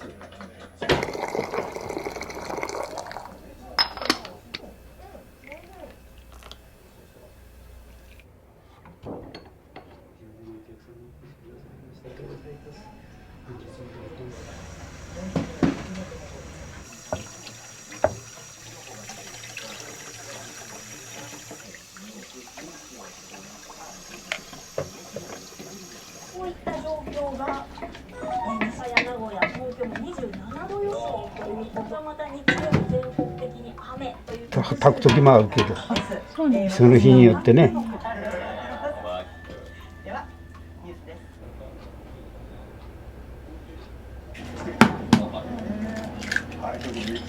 実際にやるっていう新着3番教えていただきます。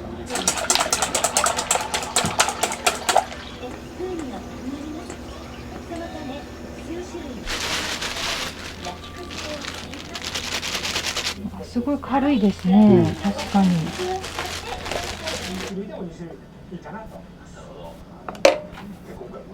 省けるものは省くというのがそもそもなので、胡椒が入れなくても意外ですね。はい、ありがとうございます。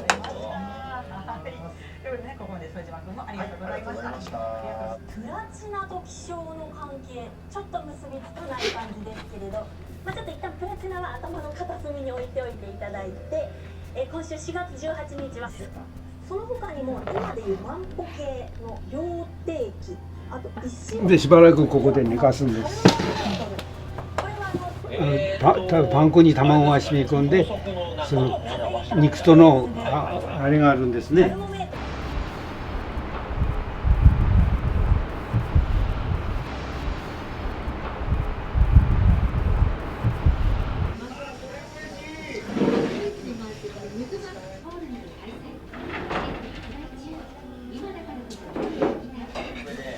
甘いとたくさん、これを研究テーマでやっていこう。はい、そうしましょう。甘いたくさん。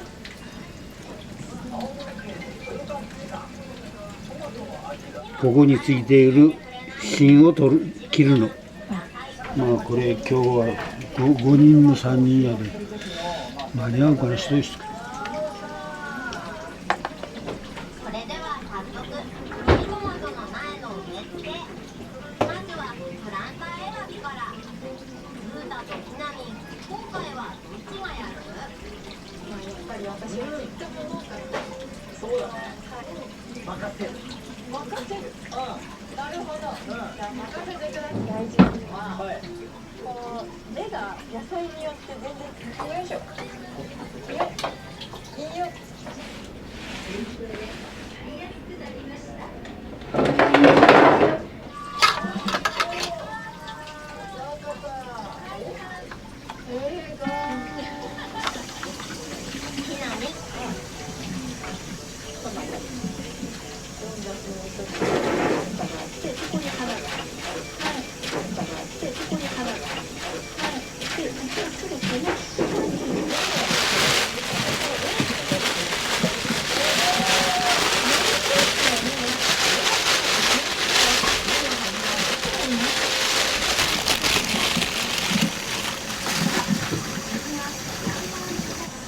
家庭菜園の楽しみを広げます。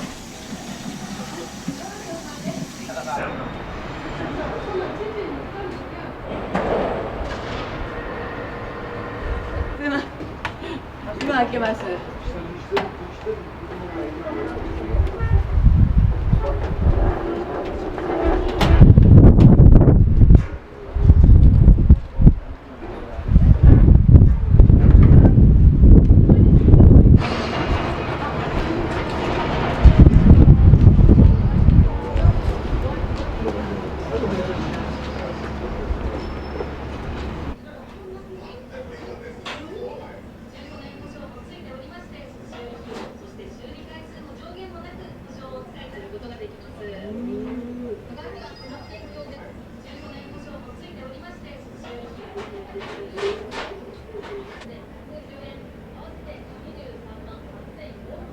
3人さんやったっけ。3人さんと5人さん。どうしよう、5人さんどうしよう。どうしよう、違うわ。こっち3人さんでここ1つ入れるとあれやで、こっちとエビ2つ、エビ出しますね。エビ出したのよ。エビ。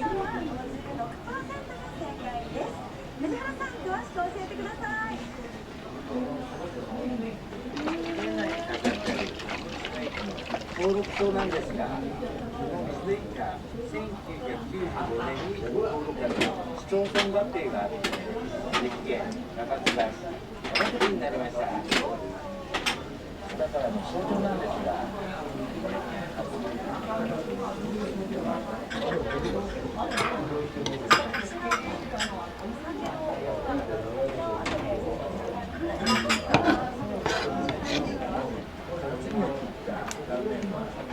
何を表しているんでしょうか。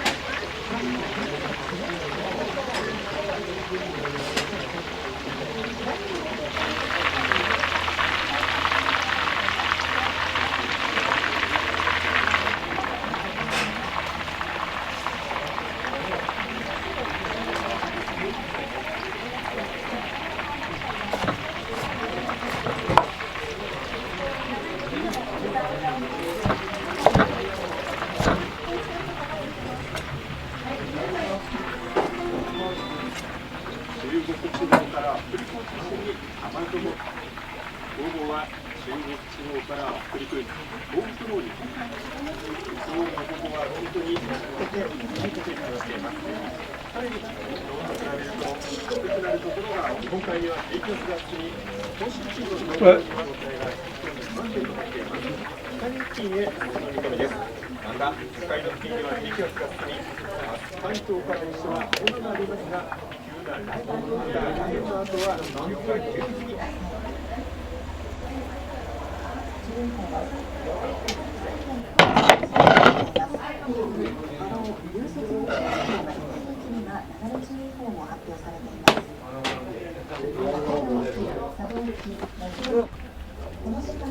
めんなさい、お好みね。はいはいはい、ごめんなさい。どうもどうも。はい、お待ちどうさま。はい、はい、どうぞ。多分20個ぐらいやと思う。はい、待ちます。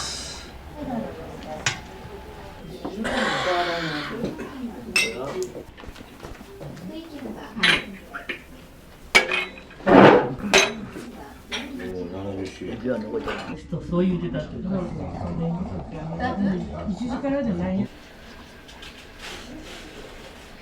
穀物の 10% 程度にとどまる一方で、支援の記者アーミテージインターナショナルによりますと、アーミテージ氏は病気のため13今夜にかけて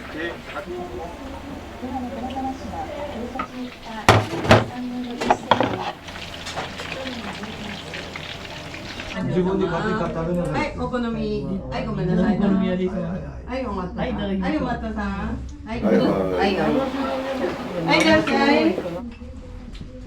朝ちょっと晴れてたけど。こちらね。すみません。ちょっと立て込んでるんで寒いな。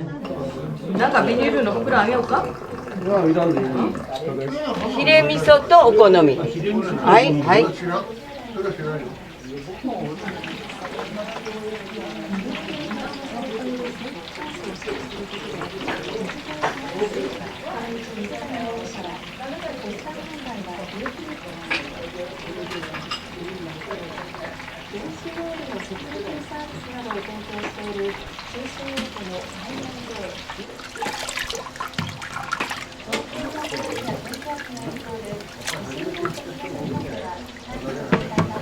はい、いらっしゃい。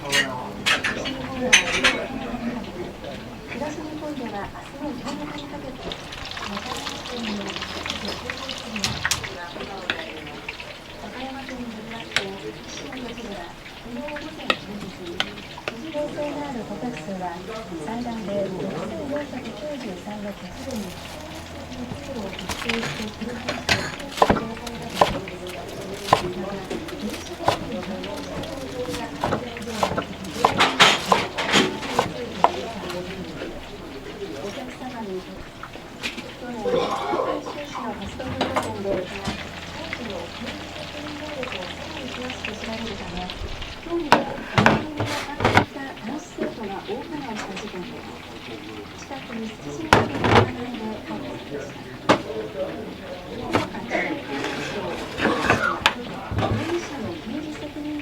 はい、どうぞ。はい。私も。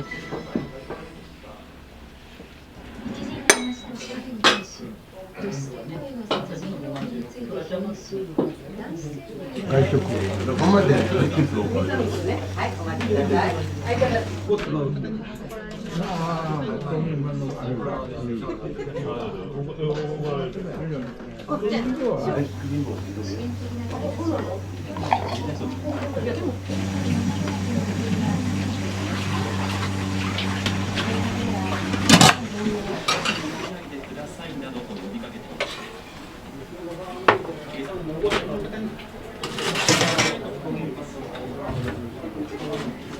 はい、お話。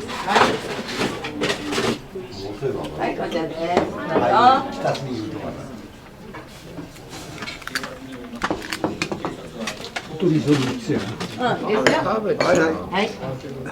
はい。おさえます。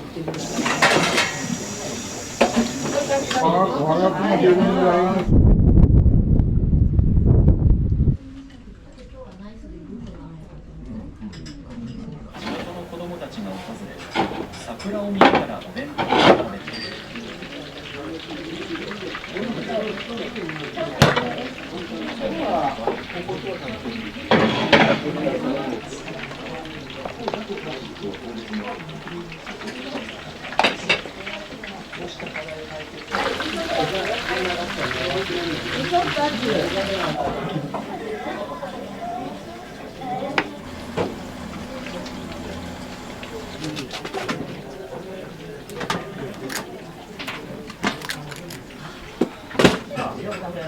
はい。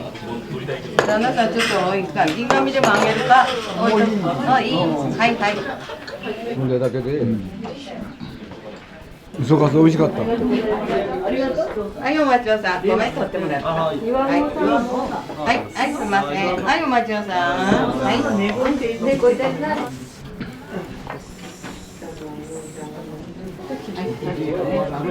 あ、いいよいいよ。大丈夫だぞ。はい。はいはい。はい。で、こっち。はい。はい、どうぞ。ごめんなさい。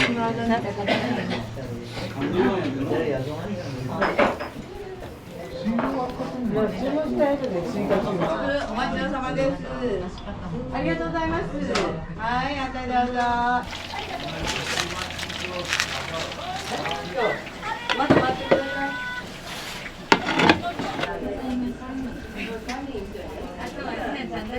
はい、すみません。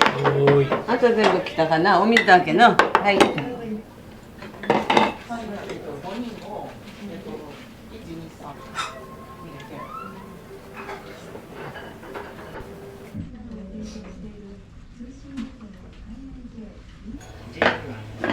縄に使われる力強い歌声が響き渡り、訪れた地域の住民などが静かに耳を傾けた。課題はここだけではありません。実際には中間環境整備の方法体制や計画作りが求められていますが、はい、はい、はい、ごめんなさい。はい、今お漬物きます。リチャード・アーミテージ氏が13日死去しました。79歳、国防次官補。2001年国民受験の調整弁として前線に立ちました。共和党政権きってのアジア通で勤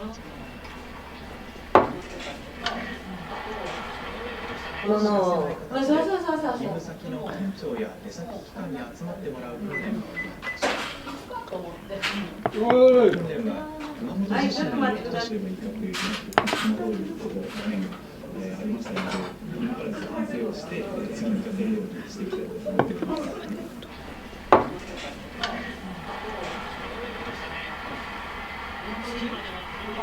あとどれぐらい続けられるとかあるんですか？1年刻みでしか何とも言えない、年が年やで、まあやるっては言っておりますけど、保証がないでのね、健康やったらできると思うんですけど、あと350年ぐらいかな。あの通り、まあできればね、健康で皆さんそうやってお客さん待っていてくださればできる間はね、味変わったらできんで、まあ味変わらん間はね作ってもらえる、ついてから。